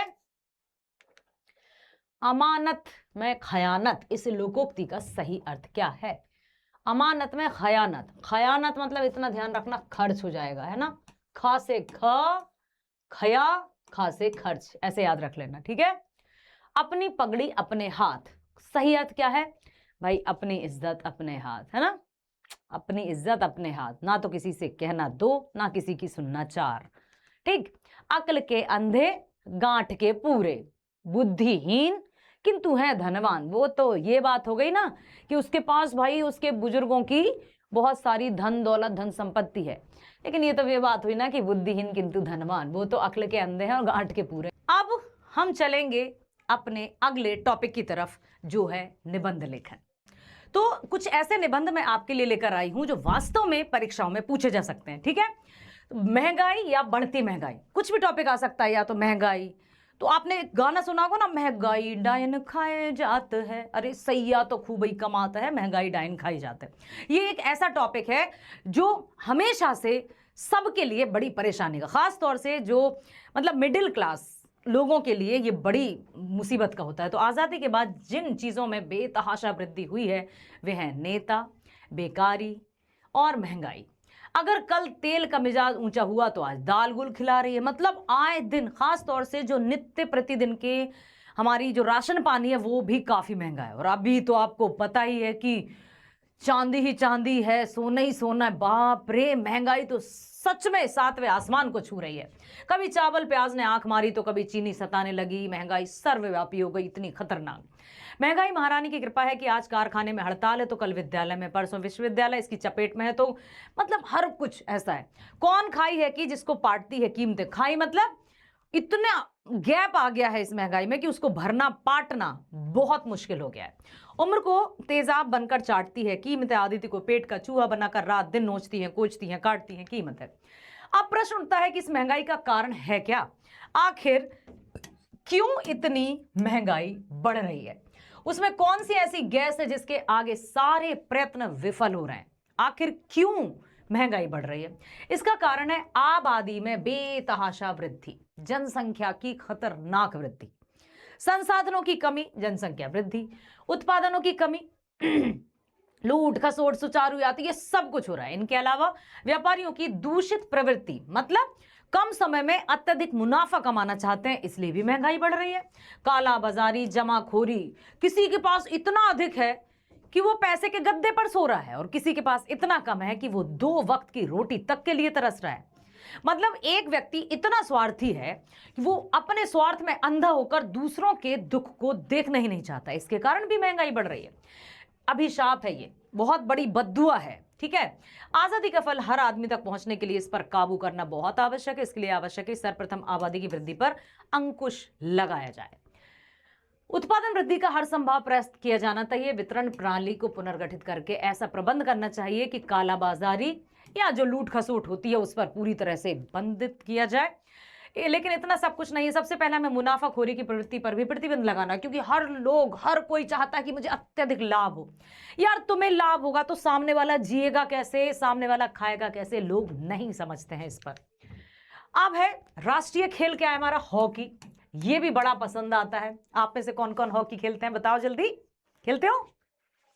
हॉकी मैदान में खेले जाने वाला खेल है जिसमें 11-11 खिलाड़ियों को रखने वाली 2 टीमों के द्वारा खेला जाता है। याद रखिएगा, हॉकी में 11-11 प्लेयर्स रहते हैं। हो सकता है जो इंटरेस्टेड हो उनको तो पता है, लेकिन जो नहीं है उनको कुछ नहीं पता होगा, या कोई बात नहीं, याद रखना आप। भारत की राष्ट्रीय खेल इसलिए चुना गया क्योंकि भारत हॉकी में कई सालों से विश्व विजेता रहा है। विश्व विजेता। हॉकी को राष्ट्रीय खेल क्यों माना गया? क्योंकि कई बार हमारा भारत विश्व विजेता रहा। इस तरह से आपको भारत के रिकॉर्ड के बारे में बताना है अलग तरीकों से। हालांकि अब इसे मैदानी हॉकी के रूप में खेला जाता है। 19वीं सदी में ब्रिटिश द्वीपों में विकसित हुआ। इसके बाद अंतर्राष्ट्रीय स्तर पर फैल गया, विश्व भर में प्रसिद्धि प्राप्त कर ली। इस खेल को नियंत्रित करने और अपने नियमों का मानवीकरण करते हुए लंदन हॉकी एसोसिएशन का गठन किया गया। बाद में अंतर्राष्ट्रीय हॉकी महासंघ 1924 में महिला हॉकी के अंतर्राष्ट्रीय महासंघ का भी गठन हुआ। बहुत और भी बहुत महत्वपूर्ण, जैसे आपने क्रिकेट के बारे में तो सुना ही होगा। इस खेल का इतिहास बड़ा और महान है क्योंकि बुद्धिमान खिलाड़ियों द्वारा भारत की जड़ों में गहराइयों से समाया है। एक शानदार भारतीय हॉकी खिलाड़ी जिसका नाम ध्यानचंद, मेजर ध्यानचंद, मैं यहां पर मेजर जरूर लगाना चाहूंगी। मेजर ध्यानचंद जी की यदि हम बात करें तो उन्होंने इतना संघर्ष किया। आज हम जिनको चमकते हुए सितारों की तरह देख रहे हैं ना बेटा, उन्होंने कड़ी मेहनत की है, धूप दिन रात एक करके उस मुकाम तक पहुंचे हैं। मेजर ध्यानचंद का भी हाल ऐसा ही था, टूटी हुई हॉकी थी, बड़े भैया की हॉकी ले लेकर जाते थे, ठीक है, दोस्तों की हॉकी उधार मांग मांग कर खेले थे, और आज देखिए उन्होंने वास्तव में एम्स्टर्डम की भीड़ के सामने सभी भारतीयों को मंत्रमुग्ध कर दिया। अब हम चलते हैं सरस्वती पूजा, वसंत पंचमी की तरफ। आपने देखा ही होगा अभी अभी हमारी बसंत पंचमी गई है और बसंत ऋतु का आगमन हुआ। ऋतुओं के राजा वसंत, ठीक है, देव पद के अभिलाषी सरस्वती का आह्वान करते हैं ऋग्वेद। ज्ञान और संगीत मानव विकास के मूल है। अनादिकाल से ज्ञान संगीत की देवी के रूप में हिंदी अपने देश में सरस्वती की पूजा माघ शुक्ल की पंचमी को होती है। हिंदी में कौन से महीने को होती है बेटा? माघ। कौन कौन से महीने होते हैं? चैत्र, वैशाख, ज्येष्ठ, आषाढ़, सावन, भादो, कुंवार, कार्तिक, अगहन, पौष और माघ, ठीक है। तो माघ में पंचमी को इस दिन वसंत का आह्वान होता है और इसीलिए बसंत पंचमी कहते हैं। सरस्वती की कल्पना सफेद वस्त्र धारण, हाथ में वीणा, पुस्तक और कमल लिए हंस पर सवार देवी के रूप में की गई है। इसी कल्पना के अनुसार जब सरस्वती की मूर्ति या प्रतिमा को हम देखते हैं तो बिल्कुल उसी कल्पना के अनुसार वसंत पंचमी के दिन विधि पूर्वक सरस्वती जी की पूजा की जाती है। शिक्षार्थी श्रद्धा पूर्वक ज्ञान का वरदान मांगते हैं। पूजा के बाद प्रसाद वितरण होता है। शैक्षिक सांस्कृतिक कार्यक्रम होते हैं, कहीं कवि सम्मेलन तो कहीं मुशायरा तो कहीं नृत्य नाटक पूजा, सब कुछ होता है। सरस्वती पूजा का हमारे जीवन में बहुत महत्व है। वस्तुतः ज्ञान ही सब कुछ है। ज्ञान के बिना आदमी आंख रहते हुए अंधा, पांव रहते हुए लंगड़ा, समझ में आया, और कानों के रहते हुए बहरा, मुंह के होते हुए गूंगे के समान है। मतलब शिक्षा के बिना कुछ नहीं। विद्या से नम्रता आती है, नम्रता से पात्रा, विद्या ददाति विनयम। तो विद्या से नम्रता आती है, नम्रता से पात्रता और फलस्वरूप सुख समृद्धि। इसलिए कहते हैं विद्या ददाति विनयम। कुछ लोग सरस्वती पूजा के दिन जुलूस उस श्रृंखला पर उतारू होते हैं। पूजा भावना के विपरीत है। हमें पूजा पूरी शालीनता से करते हुए प्रार्थना करनी चाहिए। हे वीणावादनी वर दे, प्रिय स्वतंत्र रव अमृत मंत्र नभ, भारत में भर दे। अब हम देखते हैं अगला निबंध, परिश्रम का फल। भाई ये निबंध भी कई वर्षों से पूछा जा रहा है, बहुत ही टॉप का निबंध है, क्योंकि जब हम परिश्रम के महत्व को जानेंगे तब जाकर हम उसको परिश्रम करेंगे ना। हमें हर एक व्यक्ति, सक्सेसफुल व्यक्ति हमें दिखाई दे रहा है, हमें नहीं दिखाई देता तो उसके पीछे का परिश्रम। क्यों? क्योंकि हमें पता ही नहीं कि परिश्रम होता क्या है। तो ये जो निबंध है आप अच्छे से पढ़िए, सुनिए, समझिए, बुद्धि में बिठा लीजिए, ताकि आपको ना केवल निबंध लिखना ही आए बल्कि उस परिश्रम के महत्व को भी आप अपने जीवन में उतार लें। बिना परिश्रम के कोई उन्नति नहीं करता, ठीक है। परिश्रम ही सफलता की कुंजी है। बिना परिश्रम के कुछ प्राप्त नहीं होता, कुछ भी प्राप्त नहीं होता। श्रम करना प्रत्येक का कर्तव्य है। इसलिए इतिहास साक्षी है, जिन्होंने परिश्रम का महत्व नहीं समझा उनका पतन निश्चित है। जो हाथ पर हाथ रखे बैठे रहते हैं, सिर्फ किस्मत के सहारे बैठे रहते हैं, दूसरों के दोषों को निकालते रहते हैं, तो नाकारे कहलाते हैं, है ना, समझ में आया, अकर्मण्य कहलाते हैं। चीते से लेकर ज्ञानपुंज मानव तक अपना जीवन परिश्रम से ही करते हैं। अतः परिश्रम का संबल पकड़े रहना सबका धर्म है। इस बात का ध्यान रखना चाहिए कि परिश्रम वही है जिससे निर्माण होता है, रचना होती है। नदी किनारे बैठकर पानी पीटना भी परिश्रम है, लेकिन उससे कोई निर्माण नहीं होता, अतः वह परिश्रम को कोटि में नहीं आता। मतलब सबसे बड़ी बात क्या है कि परिश्रम हम किसे कहेंगे? परिश्रम वही है जिससे निर्माण होता है, रचना होती है। मतलब जो सबके हित के लिए हो, निर्माण हो, परिश्रम वही है। परिश्रम का मुख्य केंद्र बिंदु है मानव का, ठीक है। परिश्रम करने वाला ही जीवन संग्राम में सफल होता है। जो छात्र परिश्रम नहीं करते वो सफलता नहीं प्राप्त कर पाते। इस प्रकार किसान के परिश्रम देश का विकास भी निर्भर करता है। श्रमिक के श्रम में उद्योग। कोई भी देश बिना परिश्रम किए बिना संपन्न नहीं कहलाता। कोई भी छात्र बिना परिश्रम किए सफलता नहीं प्राप्त करता परीक्षाओं में। तो परिश्रम से बिल्कुल हटना मत बच्चे। आपको तो वो ऊंचाई प्राप्त करना है, ऐसी ऊंचाई प्राप्त करना है कि देखने वाले दांतों तले उंगलियां दबा कर रह जाएं। कुछ लोग परिश्रम की अपेक्षा भाग्य को महत्व देते हैं, कहते हैं भाग में जो लिखा है सो होगा, किंतु बिना हाथ हिलाए भोजन भी तो नहीं मुंह में जाता। हाथों की लकीरों पर यकीन मत करना यारो, क्योंकि किस्मत तो उनकी भी होती है जिनके हाथ नहीं होते, इसलिए हाथ पर हाथ रखे बैठना नहीं है। हर व्यक्ति को परिश्रम करना चाहिए। श्रमजीवी, ईमानदार, कर्तव्यनिष्ठ, देश प्रेमी होते हैं। परिश्रम का स्वास्थ्य पर भी ठीक रहता है। अकर्मण्य अथवा कामचोर, बेईमान, निष्ठुर तथा देशद्रोही होते हैं। अब हम चलते हैं एक ऐसा टॉपिक जो स्वतंत्रता के सैकड़ों वर्ष, सैकड़ों ही कहेंगे हम, माना कि अभी 79 हुए हैं, लेकिन व्यक्ति के स्वतंत्र होने पर, देश के स्वतंत्र होने पर भी गरीबी जस के तस है। आखिर क्यों हमारे भारत में इतनी गरीबी है? और गरीबी है तो गरीबी के मायने या गरीबी की परिभाषा क्या है? भोजन, वस्त्र, आवास की समस्या से जूझना ही गरीबी है। रहना, खाना, ठीक है, कहते हैं ना कि बेसिक नीड्स जो हैं, रोटी, कपड़ा और मकान, रोटी, कपड़ा और मकान, यही गरीब है। 2 जून की रोटी, 2 वक्त की रोटी भी यदि नहीं मिल रही है, मतलब गरीब है। अधूरे सपने लेकर जीवन पर्यंत गरीबी से लड़ते हुए मौत के मुंह में समा जाना गरीबी है। हमारे देश में जनजाति, दलित, खेतीहर मजदूर गरीबी श्रेणी में आते हैं। बिहार, झारखंड, उड़ीसा, मध्य प्रदेश, बेटा अक्सर सारे राज्य, आपके बिहार की बात करूं, मेरे मध्य प्रदेश की बात करूं, उड़ीसा की बात करूं, छत्तीसगढ़, उत्तर प्रदेश, उत्तराखंड, लगभग 60% लोग गरीबी की मार झेलने के लिए मजबूर हैं। मतलब संपूर्ण भारत ही गरीबी से है। क्यों? इसका मुख्य कारण है बढ़ती जनसंख्या दर, निरक्षरता, खराब स्वास्थ्य, वित्तीय संसाधन की कमी और अशिक्षा। समझ में आया? पूरी दिन मेहनत करने वाले कारीगरों की दैनिक मजदूरी बहुत कम, उस पर दलालों की वृद्धि, मुंह का निवाला भी छीनने में शर्म नहीं आती। कुछ लोग परिश्रम की अपेक्षा भाग्य को महत्व देते हैं, लेकिन ऐसा नहीं है। बिना हाथ हिलाए भोजन भी तो मुंह में नहीं जाता।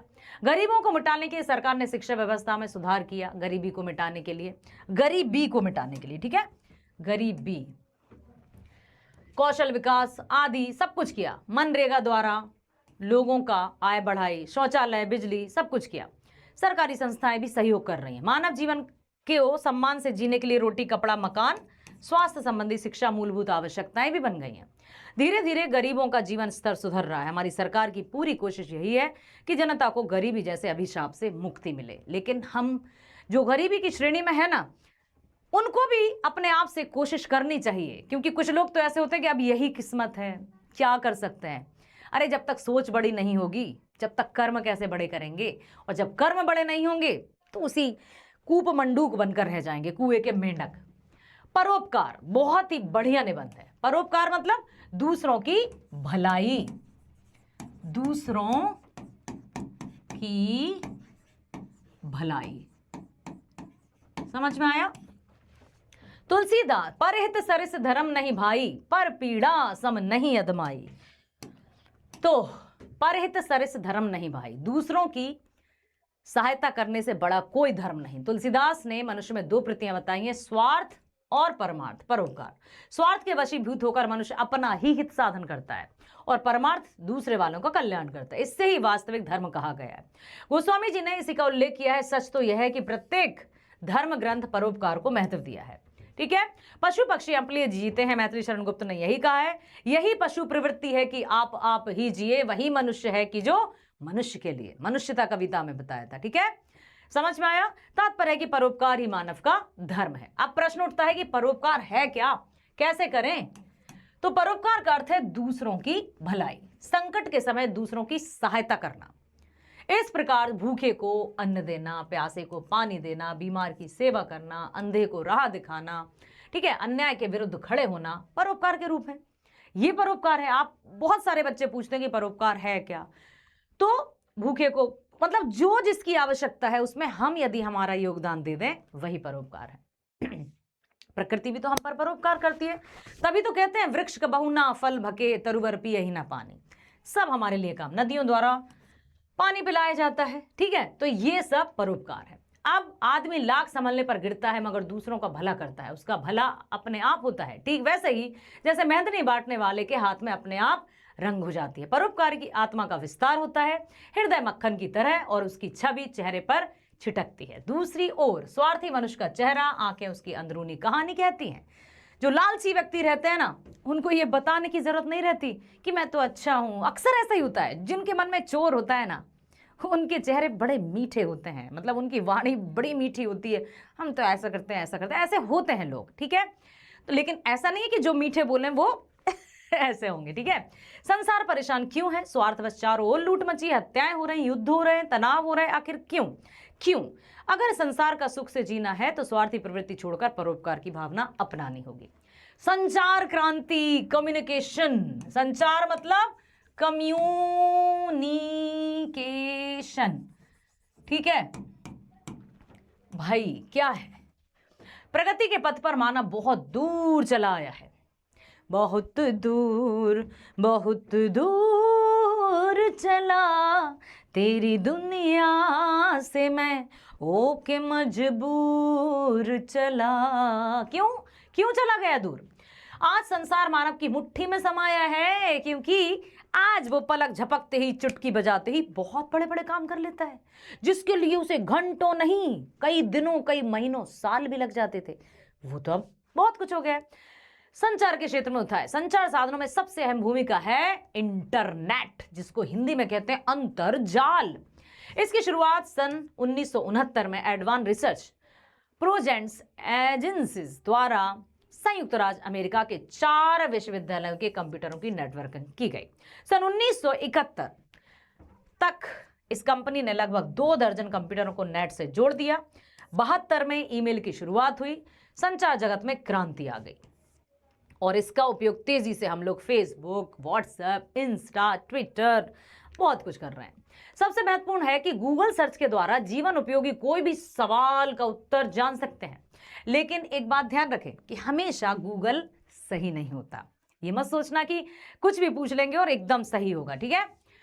अब जैसे माइक्रोसॉफ्ट के ब्राउजर भारत में बाजार में उपलब्ध हैं, लगभग 5 करोड़ लोगों ने इंटरनेट का प्रयोग शुरू किया। हर प्रतिदिन संचार माध्यम के नए रास्ते खुल गए। आप तो वैसे भी टेक्नो फ्रेंडली, तो आप और अच्छे से इसको लिख पाएंगे। अब हम चलते हैं पुस्तकालय। पुस्तकालय में कौन सा समास है?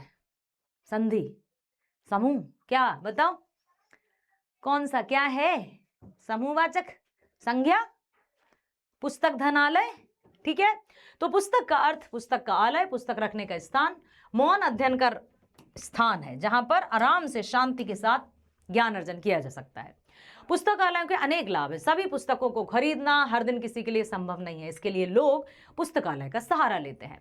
इन पुस्तकालय से निर्धन व्यक्ति लाभ उठा सकते हैं। पुस्तकालय से हम अपनी रुचि के अनुसार विभिन्न पुस्तकें प्राप्त कर अपना ज्ञान अर्जन कर सकते हैं। पुस्तकालय भिन्न भिन्न प्रकार के होते हैं। कई विद्या प्रेमी अपने उपयोग के लिए अपने घर पर ही पुस्तकालय की स्थापना कर लेते हैं। जो रीडिंग जिनको बहुत प्रिय है, जिनका मतलब बहुत पढ़ने का शौक है, वो कई पुस्तकों को लाकर अपने घर में ही पुस्तकालय जैसा माहौल बना लेते हैं। सबसे महत्वपूर्ण बात है कि गूगल सर्च के द्वारा जीवन उपयोग कोई भी सब अच्छा, ओके, समझ में आया। तो इनका उपयोग छात्र और अध्यापक दोनों ही करते हैं। तो इस प्रकार से ये जो पुस्तकालय है वो बड़े कमाल की चीज है। अब हम चलते हैं राष्ट्रभाषा क्रांति। राष्ट्रभाषा का अर्थ है राष्ट्र की भाषा। राष्ट्रभाषा क्रांति मतलब राष्ट्र की भाषा। तो राष्ट्रभाषा का अर्थ है राष्ट्र की भाषा, अर्थात ऐसी भाषा जिसका प्रयोग देश की हर भाषा के लिए आसानी से किया जा सके, बोल सकें, लिख सकें। हमारे देश की ऐसी भाषा है हिंदी। तो भाई तभी तो कहते हैं हमारे रक्त में हिंदी, हमारे वक्त में हिंदी, हमारे रक्त में हिंदी, हमारे वक्त में हिंदी, हर बात में हिंदी ही है, जज्बात में हिंदी है, हिंदी माथे की बिंदी है, हिंदी माथे की बिंदी है। तो राजभाषा है हमारी हिंदी और हिंदी से प्रेम करना है हमें। जब हम हिंदी से प्रेम करेंगे ना बेटा, तो हिंदी भी हमसे प्रेम करेगी और फिर हमें बातें जो भी हमें समझ में नहीं आता वो भी हमें समझ में आएगा। अब अंग्रेजी सरकार ने अंग्रेजों के माध्यम से सारा काम चलाया। अपने देश में सबके लिए एक भाषा का होना आवश्यक है, ऐसी भाषा जो अपने देश की हो। भाषा केवल और केवल हिंदी है। हिंदी को संस्कृति की बड़ी बेटी कहा जाता है। संस्कृत की बड़ी बेटी, संस्कृत की बड़ी बेटी किसको कहते हैं? हिंदी को, संस्कृत की बड़ी बेटी।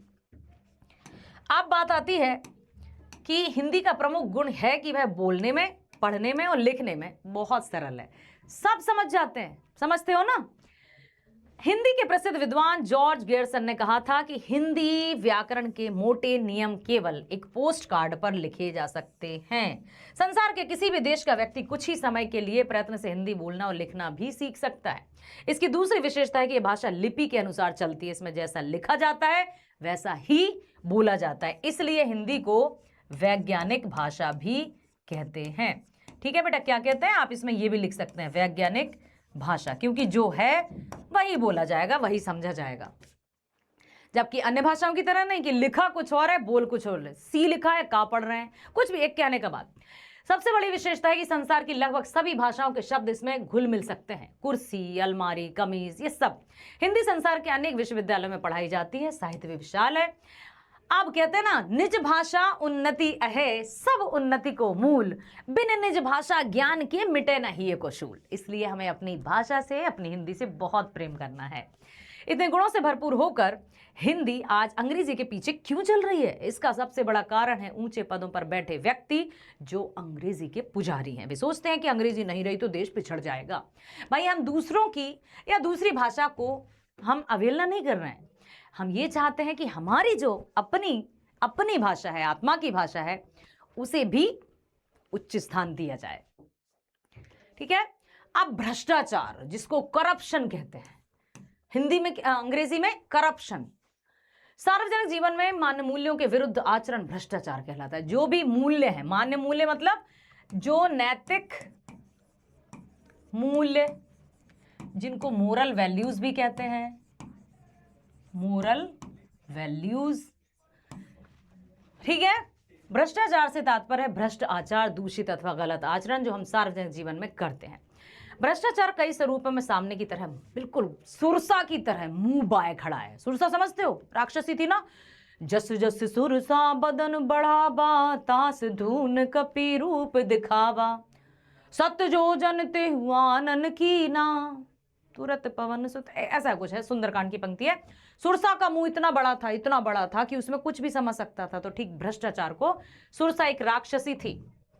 ठीक है, समझ में आया? तो बिल्कुल ऐसा बताया है कि अब क्या किया जाए। सुरसा राक्षसी, सुरसा राक्षसी, जिसके मुंह से हनुमान जी वापस निकल आए थे। तो ये बताया है कि सूक्ष्म दोनों स्तर पर कोई प्रत्यक्ष घूस लेता है, घूस मतलब रिश्वतखोरी, तो कोई अप्रत्यक्ष रूप से। वही अपने कार्य को सही तरीके से नहीं करता, अपना कर्तव्य निर्वहन कोताही बरतता है, और इसी को भ्रष्टाचार कहते हैं। गलत बातों का विरोध नहीं करना, उसे बढ़ावा देना भी भ्रष्टाचार है। ठीक है। भ्रष्टाचार के साथ यह बात लागू होती है। भ्रष्टाचार का विरोध नहीं होने के कारण संलिप्त व्यक्ति का मनोबल बढ़ता है। वही यदि उसका कड़ा विरोध होने लगे तो घूस लेने से पहले 10 बार सोचेगा, डरेगा, नियंत्रित होगा। इसलिए क्या करना है, हमारे कानून में भ्रष्टाचारी के लिए कठोर दंड का प्रावधान नहीं किया है। यदि भ्रष्टाचार के लिए कठोर दंड का प्रावधान होता ना, तो मजाल किसी की कि कोई भ्रष्टाचारी होता। इस प्रकार हम देखते हैं कि भ्रष्टाचार हमारे समाज, देश की प्रमुख समस्या बन चुका है। शैक्षिक, आर्थिक व्यक्ति से यह सबसे बड़ा बाधक है। आतंकवाद, टेररिज्म क्या है आखिर? ये कितना खतरनाक है। नाम ही अजीब लगता है, जबकि उस शब्द में क्या है, कुछ नहीं, लेकिन उसका मीनिंग कितना खतरनाक है। आतंकवाद एक तरह की हिंसात्मक गतिविधि है जिसे किसी खास मकसद के लिए संबंधित व्यक्ति या संगठित संचालित करता है। उस व्यक्ति या संगठन का कोई आर्थिक, राजनीतिक, धार्मिक, सामाजिक हित छुपा होता है, मतलब सेल्फिशनेस। भारत समेत संपूर्ण विश्व इसके शिकंजे में है। अमेरिका, रूस, ब्रिटेन, सभी विकसित विकासशील विकास के पहिए को इतने जाम करके रखा है आतंकवाद ने। अब सूक्ष्म से गहराई के साथ यदि हम देखें तो आतंकवाद के राजनीतिक, धार्मिक और आर्थिक कारण मुख्य है। अब आतंकवाद से यदि निजात लेना है, मतलब इससे एकदम फ्री होना है, तो सर्वप्रथम उसके विरुद्ध कठोर कार्यवाही करते हुए व्यक्ति को कठोर से कठोर सजा सुनिश्चित करनी होगी। सुनिश्चित करनी होगी कि अब चाहे कुछ भी हो जाए, लेकिन उसके लिए सजा नहीं है, क्योंकि वो बड़े चालाक होते हैं। सजा तो है, सर्वप्रथम उनके विरुद्ध कठोर कार्रवाई करते हुए व्यक्ति को कठोर से कठोर सजा। साथ ही देश में समान नागरिक संहिता भी लागू की जाए। देश में शिक्षा का स्तर बढ़ाने के साथ साथ रोजगार सृजन भी, क्योंकि एक कहावत भी है कि खाली दिमाग शैतान का घर।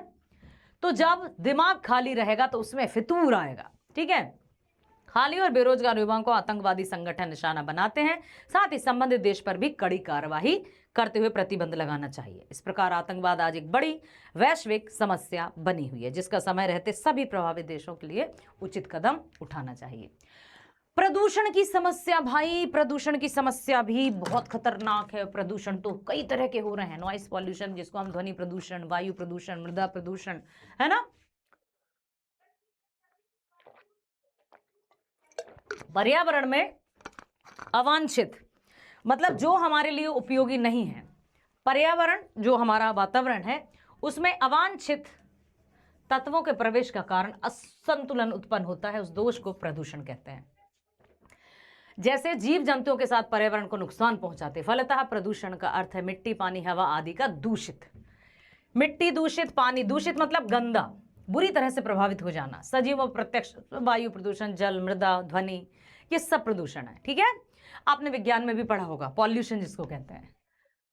समुद्र का जल स्तर बढ़ रहा है, सांस संबंधी बीमारियां बढ़ रही हैं। इस प्रकार जल में अवांछित तत्वों के मिलने के कारण वह दूषित हो रहा है। वही जल हम पी रहे हैं, लेकिन अब तरह तरह के प्रसाधन आ गए हैं, उपाय आ गए हैं, भाई ये वाटर तो वो वाटर पियो, लेकिन क्या उनमें वास्तव में वो मिनरल्स हैं जो हमें चाहिए? ठीक है, पीने योग्य जल की निरंतर कमी हो रही है मिट्टी में अत्यधिक रसायनों के प्रयोग से।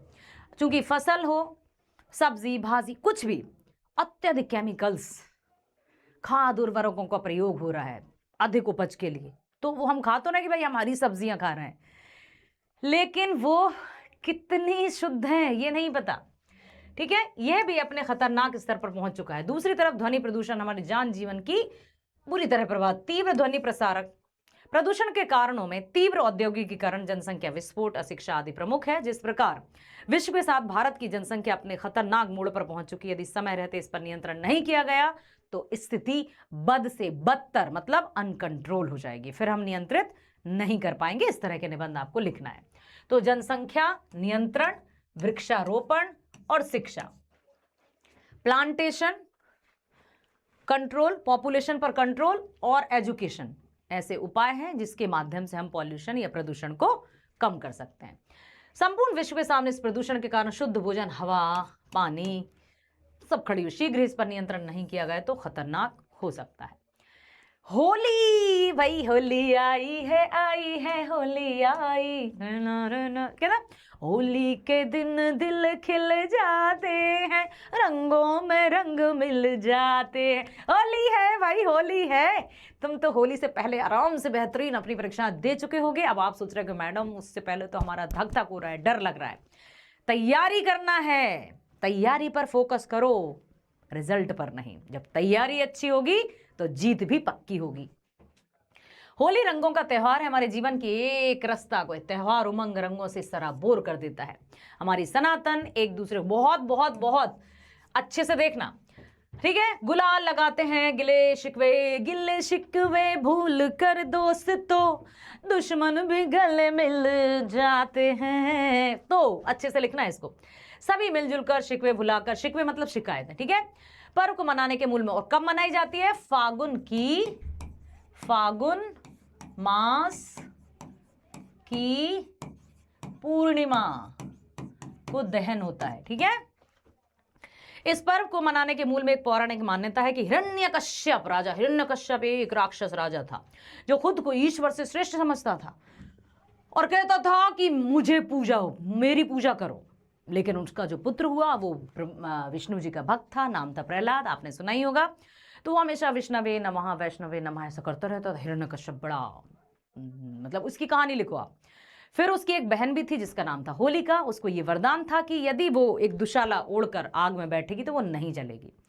हिरण्यकश्यप बड़ा, ऐसा एक भजन भी है, हाँ, प्रहलाद कहे सुन मात मेरी, मैं विष्णु नाम नहीं छोड़ूंगा। जब मेरे पिता ने मेरे को ऊंचे पर्वत से ढकेला था, भगवान की महिमा ऐसी थी, मेरे तन पे चोट फिर आग में बिठाया। जब मेरे पिताजी ने मेरे को जलती अग्नि में बिठाया था, भगवान की महिमा ऐसी थी, मेरे तनक आँच नहीं आई थी। अब जो बहन थी वो नहीं जलती थी, लेकिन प्रहलाद, ईश्वर की कृपा से प्रहलाद तो बच गया, होलिका जलकर राख हो गई। तभी से होलिका दहन किया जाता है और तभी से होता है। प्रहलाद बच गए। इस प्रकार बुराई अत्याचार पर, नास्तिकता पर आस्तिकता की विजय हुई। तब से होलिका दहन के साथ इस पर्व को पूरे देश में धूमधाम से मनाया जाता है। होलिका हमारी भारतीय संस्कृति में बहुत महत्व है।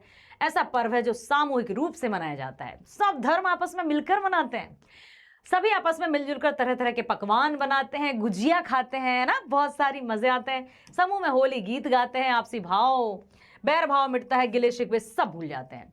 अब हम चलते हैं मेरा खेल। एक हमने देखा हॉकी, अब हम देख रहे हैं फुटबॉल। विश्व में सर्वाधिक लोकप्रिय में से एक है, सामूहिक खेल है, ग्रुप में खेला जाता है, जिसमें 11 खिलाड़ियों की 2 दलों। अब हॉकी में भी 11-11 थे, इसमें भी 11-11 है, ठीक है। इस पर टीम भावना होती है, जिसमें ग्रुप में काम करने की क्षमता का विकास होता है। इस खेल में टीम के सभी खिलाड़ी हमेशा एक्टिव रहते हैं। फुटबॉल के महत्व का अंदाजा इसी से लगाया जाता है कि भारतीय पुनर्जागरण के योद्धा, भारतीय सनातन संस्कृति का ध्वज संपूर्ण विश्व में फहराने वाले स्वामी विवेकानंद ने सभी भारतीय युवाओं को फुटबॉल खेलने को कहा था। स्वामी विवेकानंद, उठो, जागो और तब तक मत रुको जब तक कि लक्ष्य की प्राप्ति ना हो जाए। स्वामी विवेकानंद को पढ़िएगा आप, है ना। 11-11 खिलाड़ियों की 2 टीम एक दूसरे के खिलाफ गोल करते हैं, जिसकी गोल अधिक होती है उसकी सुनिश्चितता होती है। इस प्रकार गोल रक्षक ही एकमात्र ऐसा खिलाड़ी है जो गेंद रोकने के लिए अपने हाथ का इस्तेमाल करता है, और सभी खिलाड़ी पैर से गेंद को मारते हैं। फुटबॉल है, क्योंकि फुटबॉल है ना।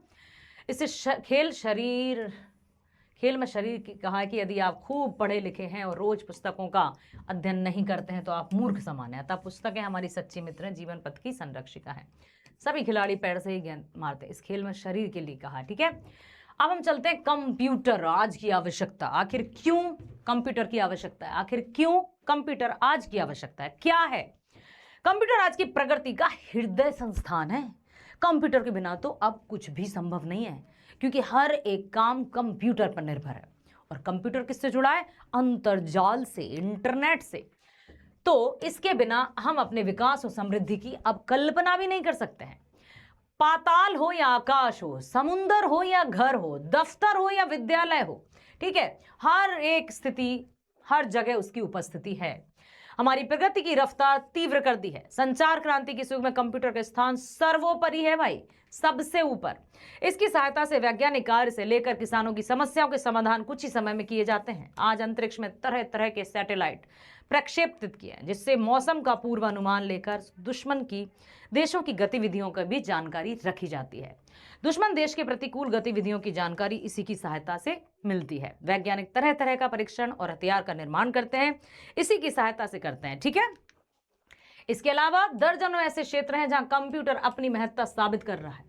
कंप्यूटर से सबसे बड़ा लाभ है कि हम घर बैठे बैंक का कार्य कर सकते हैं। दूसरी जगहों पर लाइनें लगाने की परेशानी समाप्त हो गई है। घर बैठे बहुत सारी जानकारी, कंप्यूटर ने संचार के क्षेत्र में भी क्रांति ला दी है, बदलाव ला दिया है। हमारे पास 7 समंदर दूर बैठे व्यक्ति से हम साक्षात बात कर सकते हैं, आमने सामने। यार ऐसा लगता है बस हमारे ही पास बैठा है, जैसे हम और आप एक दूसरे कनेक्टेड हैं, ठीक है। बेकारी, बेरोजगारी अपंग बनाकर रखती है, संपूर्ण विश्व में है, किंतु भारत में इसने विकराल रूप धारण किया है। गरीबी हो, गरीबी कैसे आई? बेरोजगारी। तो भारत में अब इसके कारण आतंकवाद का भी हमने पढ़ा था ना अभी, ये बहुत बहुत जरूरी है टॉपिक्स। चतुर्श्रेणी कर्मचारी मतलब 4th ग्रेड जो कैटेगरी रहती है, तो बताया कि संवेदनशील अंदाजा नहीं लगा। अब बात की जा रही है कि 2-4 चपरासी की पोस्ट के लिए PhD डिग्रीधारी अभ्यर्थियों का आवेदन लाखों में पहुंचते हैं। चतुर्श्रेणी कर्मचारी की भर्ती के लिए इंजीनियर भी आवेदन करने लगे हैं। अत्यंत ही भयावह स्थिति। आखिर ऐसा क्यों है बेरोजगारी? बेरोजगारी के कई कारण, लेकिन सबसे बड़ा कारण है जनसंख्या विस्फोट। चाहे पॉपुलेशन हो, चाहे गरीबी हो, चाहे बेरोजगारी हो, सब में जनसंख्या खतरनाक है।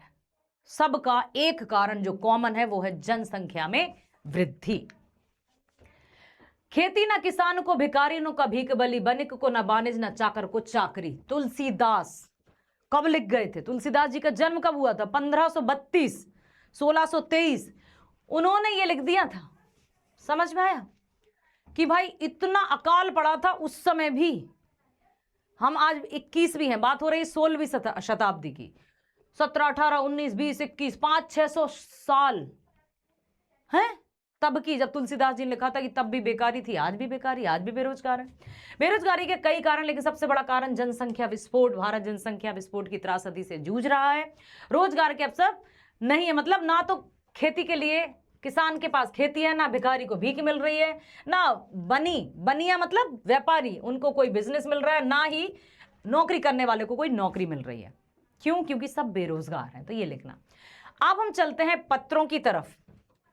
पत्रों की तरफ जैसे परीक्षा शुल्क माफ करने के लिए, या आपको ऐसा भी आ सकता है, शुल्क मुक्ति भी आ सकता है। शुल्क मुक्ति मतलब फीस शुल्क मुक्ति भी लिखा हो सकता है बेटा, ठीक है, शुल्क मुक्ति।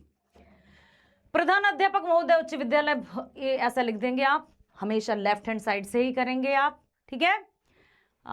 विषय आपको कंपल्सरीली आपको लिखना ही है, औपचारिक पत्र है ये, औपचारिक पत्र में आपको विषय लिखना ही होता है, ऐसा आप लिख देंगे। अब छात्रावास में स्थान देने के लिए प्रधान अध्यापक, ये भी आपका औपचारिक पत्र है, ठीक है, समझ में आया। तो आप छात्रावास में स्थान देने के पास आवेदन लिखें, तो यहां पर आप विषय भी लिखेंगे, छात्रावास में स्थान देने के लिए प्रार्थना पत्र, ठीक है। फिर आप पूरा बॉडी लिख देंगे। मोहल्ले की सड़कों पर प्रकाश की व्यवस्था कराने के नगर पालिका, ये भी औपचारिक। जहां जहां औपचारिक पत्र होगा आपको विषय लिखना ही है सेवा में, ठीक है। ये हो गया विषय। विषय आप क्या लिखेंगे यहां पर? मोहल्ले की सड़कों पर प्रकाश की व्यवस्था कराने के लिए पत्र, ये लिख देंगे। मोहल्ले की सड़क, ये यहां पर आ जाएगा, भूलना मत। यदि आप विषय लिखना भूल जाओगे तो बड़ी गड़बड़ हो जाएगी, 1 नंबर समझ लो वहीं कट जाएगा, ठीक है। और पूरा आप लिख ही देंगे। फिर पैसे मंगवाने के लिए पिताजी को पत्र, इसमें हम विषय नहीं लिखते हैं, ये है हमारा अनौपचारिक। अनौपचारिक पत्र में हमें विषय को आइडेंटिफाई नहीं करना होता, ठीक है। इसको आप ऐसे ही लिखो।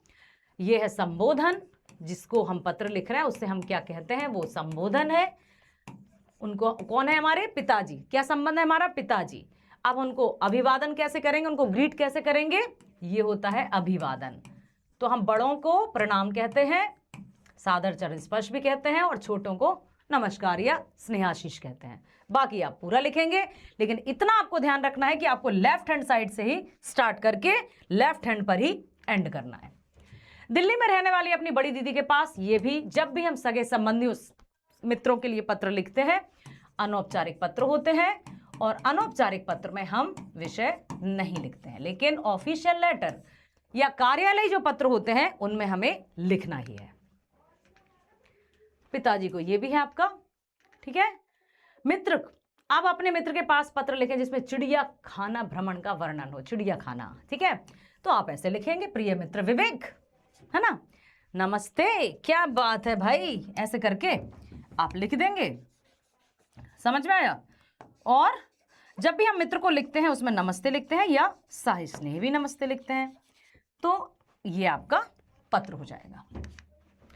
छोटे भाई, ये भी आप लिखेंगे, छोटा भाई है तो हम उसको शुभ आशीष करेंगे। बड़ों को जैसे दादाजी को लिख रहे हैं तो पूजनीय दादाजी, सादर चरण स्पर्श, क्योंकि पत्र एक माध्यम है, पत्र रिप्रेजेंट करता है हमें। हमने जिसको पत्र लिखा है वो पत्र हमारा पढ़ते समय उसको ये महसूस हो कि तुम उसके सामने ही हो, तब जाकर वो पत्र एकदम सही होगा। कोई भी पत्र आएगा, चेकर जो टीचर आपकी उत्तर पुस्तिका एग्जाम की आंसर शीट चेक करेंगे, उनको पढ़ते समय उसमें फील आना चाहिए। खुशी का है तो उसमें खुश होना चाहिए, चेहरे पर चेकिंग करते करते स्माइल आना चाहिए। यदि दुख का है तो हाँ बेचारा, ऐसा आना चाहिए, तब जाकर आपका पत्र एकदम सही होगा। तो उसमें भाव डालिए, खासतौर से अनौपचारिक पत्र में फील होना ही है।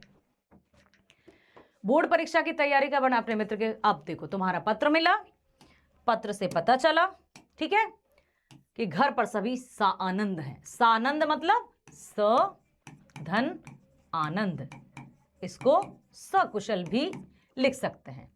या तो सकुशल। ठीक है,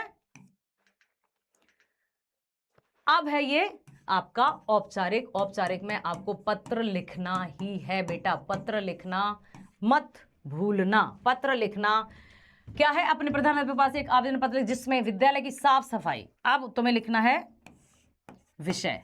क्या लिखोगे, एड्रेस से जस्ट बाद में हम विषय लिखते हैं, विद्यालय की साफ सफाई की सब जो पूरा जो लिखा रहता है ना, देखो क्या सफाई करवाने का निवेदन, साफ सफाई की ओर ध्यान देने हेतु। ठीक है, ऐसा आकर्षित करते हुए पत्र या विद्यालय की साफ सफाई करवाने हेतु, ऐसा आप लिख देंगे। ठीक, संवाद आ गया। संवाद मतलब शिष्ट वार्तालाप, शिष्ट वार्तालाप, बातचीत, कॉन्वर्सेशन। शिष्ट मतलब अच्छी भाषा का प्रयोग। इंटरनेट की उपयोगिता है, इंटरनेट की उपयोगिता है मीनाक्षी रीना, मीनाक्षी रीना, मीनाक्षी रीना, मीनाक्षी रीना, आजकल तुम ऑनलाइन आती क्यों नहीं हो, क्यों नहीं दिखाई दे रही? यार मुझे फुर्सत ही नहीं मिलती। ओह ऐसा क्यों? आजकल इंटरनेट के बिना कोई आदमी नहीं रहता और तुम कहती हो कि तुमको फुर्सत नहीं मिलती। मैं आती हूँ ऑनलाइन, लेकिन तुम्हारे जैसे नशा मुझे नहीं चढ़ा है, समझी? मैं जब भी आती हूँ, जब अपने काम के लिए ही आती हूँ। ओह, हर समय ऑनलाइन रहने का। मीनाक्षी, मैं चैट करती हूँ, पढ़ाई भी करती हूँ, खेलती भी हूँ और शॉपिंग भी करती हूँ, तुम्हारी तरह बाहर की दुनिया से दूर नहीं रहती। रीना, मुझे बिना इंटरनेट के ही हर खबर मिल जाती है। तुम ऑनलाइन शॉपिंग करके कितनी बार तो ठगी भी जा चुकी हो, तब भी पैसे बर्बाद करती रहती हो। तो क्या इससे मेरा तजुर्बा बढ़ रहा है? रीना, तुम्हारी बीमारी, तुम ठीक से रहती नहीं हो, खाती नहीं हो, हर दिन बात सर दर्द को लेकर बैठ जाती हो। महंगाई के मुद्दों पर सरकार की नीति कुछ समझ में नहीं आती। सभी नेता अपनी रोटी सेंकने में लगे हैं। हम लोग मध्यम वर्ग वाले तो गुजारा कर लेते हैं कि गरीब आदमी क्या करे, भूखों के मरने के अलावा कोई चारा नहीं। ठीक है, अब यहां पर तो यहां अब ये जो है ना, ध्यान से सुनना, यहां जो बात की गई है वो यही है कि भाई अब तुमने जो किया है उससे अभी भी तुम चाहो तो इस खतरनाक वाला जो काम है ना उसको हटा सकती हो। तो एक सहेली अपनी दूसरी सहेली को समझाती है, एक सहेली अपनी दूसरी सहेली को समझाती है कि भाई अभी भी रुक जाओ। जैसे इंटरनेट बुरा नहीं है, लेकिन डिपेंड करता है कि हम उसको किस तरह से यूज कर रहे हैं। ठीक है, कोरोना महामारी, रोहन यार यह कोरोना वायरस का प्रकोप तो बहुत ज्यादा फैल गया है, मुझे तो बड़ा डर लग रहा है। हाँ, डरने की तो बात ही है, क्योंकि अब तो ये बढ़ता ही जा रहा है। भले ही इसका इलाज नहीं, लेकिन हम इस वायरस के संक्रमण को फैलने से बचा सकते हैं, किसी भी रोग को होने की नौबत ना आने दे सकते हैं। इसी कारण हमारे देश की सरकार ने लॉकडाउन किया। बिल्कुल सही, हमारे देश में नहीं, विश्व के अनेक देशों में लॉकडाउन हुआ। अब चलते हैं जनसंख्या विस्फोट के परिणाम पर दो छात्रों के बीच संवाद। ध्यान से देखना बेटा, अब जनसंख्या विस्फोट मतलब जनसंख्या वृद्धि खतरनाक तरीके से। कैसे होगी संवाद? एक है सोनी, एक है सुमन, तो दो मित्र हैं, आप अपने तरीके से। और एक बात ध्यान रखो, संवाद में हम सुन नहीं रहे हैं, इसलिए हमें उनके इमोशंस पता नहीं है। कोशिश कीजिएगा कि जब आप उनके भावों को या इमोशंस को दिखाने की कोशिश करें तो आप ब्रैकेट में लिख दें, जैसे सुमन तुम कैसी? ओ तुम कहो कैसी हो यार, है खुश होकर, यहां लिख दो आप खुश होकर। ठीक है, तो वो खुश होकर कहेगी। अब सब ठीक है, लेकिन बढ़ती आबादी और जनसंख्या, अब यहां पर आ जाएगी ये चिंतित होकर, चिंतित स्थिति में, ऐसे ब्रैकेट में लिख दो, तो वो क्लियर होगा पढ़ने वाले को कि आप क्या लिख रहे हो। इन बातों का ध्यान रखना। समझ में आया? हाँ वही है, हम 7 भाई बहन है, दिन रात खिच खिच कलह माँ पिताजी के बीच होता रहता है। सचमुच सच में आजादी के समय कुल आबादी मात्र 3 करोड़ थी और आज देश की आबादी 120 करोड़ से भी ऊपर है। बाल विवाह, परिवार नियोजन, जानकारी का अभाव, अशिक्षा, गरीबी इसके मुख्य कारण है। सोनी, एक बात और है, जितने हाथ उतने काम मिलेंगे, यह मानसिकता भी है। खाने की तकलीफ, सोने की तकलीफ, अच्छे वस्त्र पहनने की, सब कुछ बच्चों को ही झेलना पड़ता है। ऐसे आप लिखेंगे, बिल्कुल उनके इमोशंस को, भावों को आप ब्रैकेट में लिख दें। सजेशन मेरा मानिएगा बेटा, आपको बहुत अच्छे मिलेंगे नंबर। आबादी बढ़ने से बेरोजगारी और महंगाई बढ़ गई। सोनी क्या करें, इस समस्या से कैसे निजात मिले? तो इस समस्या को देश के सभी लोगों को गंभीरता से लेना होगा। परिवार कल्याण कार्यक्रम को गांव स्तर पर लागू करना होगा, जनता को जागरूक करना होगा, ऐसे करके। हाँ, अब हम देखते हैं प्रदूषण की समस्या दो मित्रों के बीच। अशोक, नमस्ते दीपक करो, कोशिश करो कि आप हाय की जगह नमस्ते लिखो। नमस्ते दीपक, ठीक है? कैसे हो? कितने दिनों बाद मिल रहे हो, बड़े खुश होकर ब्रैकेट में लिख दो खुश होकर। ओ तुम कहो कैसे हो? मैं भी ठीक हूं। कहाँ जा रहे हो? मैं डॉक्टर के पास जा रहा हूं, परीक्षा की व्यस्तता के कारण नहीं जा सका, सांस फूलती जा रही है, खांसी तो रुकने का नाम ही नहीं लेती। अशोक, मैं अपने बारे में क्या बताऊं, मैं भी डॉक्टर के इलाज में हूं महीने भर से, बड़ा दुखी होकर। तो यहां लिख दो दुखी होकर, कभी चिंतित होकर, कभी दुखी होकर, ठीक है? समझ में आया? ऐसे ये प्रदूषण जानलेवा है, मौत का कारण भी यही है, ऐसा करके आप बता दो, संवाद हो जाएगा। अब बढ़ती महंगाई को लेकर भी आप लिखेंगे, मित्र मोहन तेल की कीमत तो आकाश छू रही है, आश्चर्यचकित होकर। आश्चर्यचकित होकर, आश्चर्य से भी लिख सकते हैं आप, आश्चर्य से। ये आपके भाव हैं जो पाठक मतलब जो चेकर होंगे उनको बताएंगे कि आपने बिल्कुल सही लिखा है, ठीक है? कंप्यूटर शिक्षा की उपयोगिता शिक्षक और छात्रों के बीच में। तो शिक्षक और छात्रों के बीच में जो संबंध है, आपको पता ही है कि कंप्यूटर पर हम निबंध पढ़ चुके हैं। अब जब आपको निबंध के बारे में, कंप्यूटर के बारे में सब कुछ जानकारी, तो संवाद तो आप बहुत अच्छे से लिख देंगे। तो शिक्षक है प्रथम छात्र, शिक्षक द्वितीय छात्र, शिक्षक तीसरा छात्र, शिक्षक। फिर अच्छा छात्रों, यह बतलाओ आज कंप्यूटर किस प्रकार हमारे लिए उपयोगी है? कंप्यूटर के बिना हम लोग सुखी जीवन की कल्पना भी नहीं कर सकते, शिक्षिका या शिक्षक महोदय, ठीक है? वो कैसे? वो इसलिए श्रीमान जी, कंप्यूटर आज हर एक क्षेत्र में प्रयोग में लाए जा रहे हैं। किन किन क्षेत्रों में? रक्षा, रेल, शिक्षा, उद्योग संचार आदि सभी क्षेत्रों में यही हमारी मदद कर रहे हैं। अंतरिक्ष के क्षेत्र में किस प्रकार हमारी मदद कर रहे हैं कंप्यूटर? प्रश्न पूछते हुए अंतरिक्ष में स्थापित सैटेलाइट की सहायता से मौसम की जानकारी, दुश्मनों की गतिविधियां हमें सब कुछ बता देता है। हाँ तो बच्चे, ये थी हमारी व्याकरण। हमने संपूर्ण व्याकरण को कवर कर लिया, हमने निबंध पढ़ लिए, हमने पत्र भी जान लिए और हम संवाद भी कर चुके। तो अब मुझे पूरा भरोसा है मेरे बाबुओं पर कि परीक्षा में व्याकरण के लिए हो चुके हैं 100% तैयार। पत्र आप लिखना आपको आ चुका है, दोनों प्रकार के पत्र एकदम पूरी तरह से समझ लिए हैं और संवाद भी आप जान चुके हैं। तो मेरे प्यारे बच्चों, बहुत अच्छे से आपको परीक्षा देकर आनी है और बहुत अच्छे से हिंदी का परिणाम लाना है। ढेर सारी शुभकामनाएं, ऑल द बेस्ट।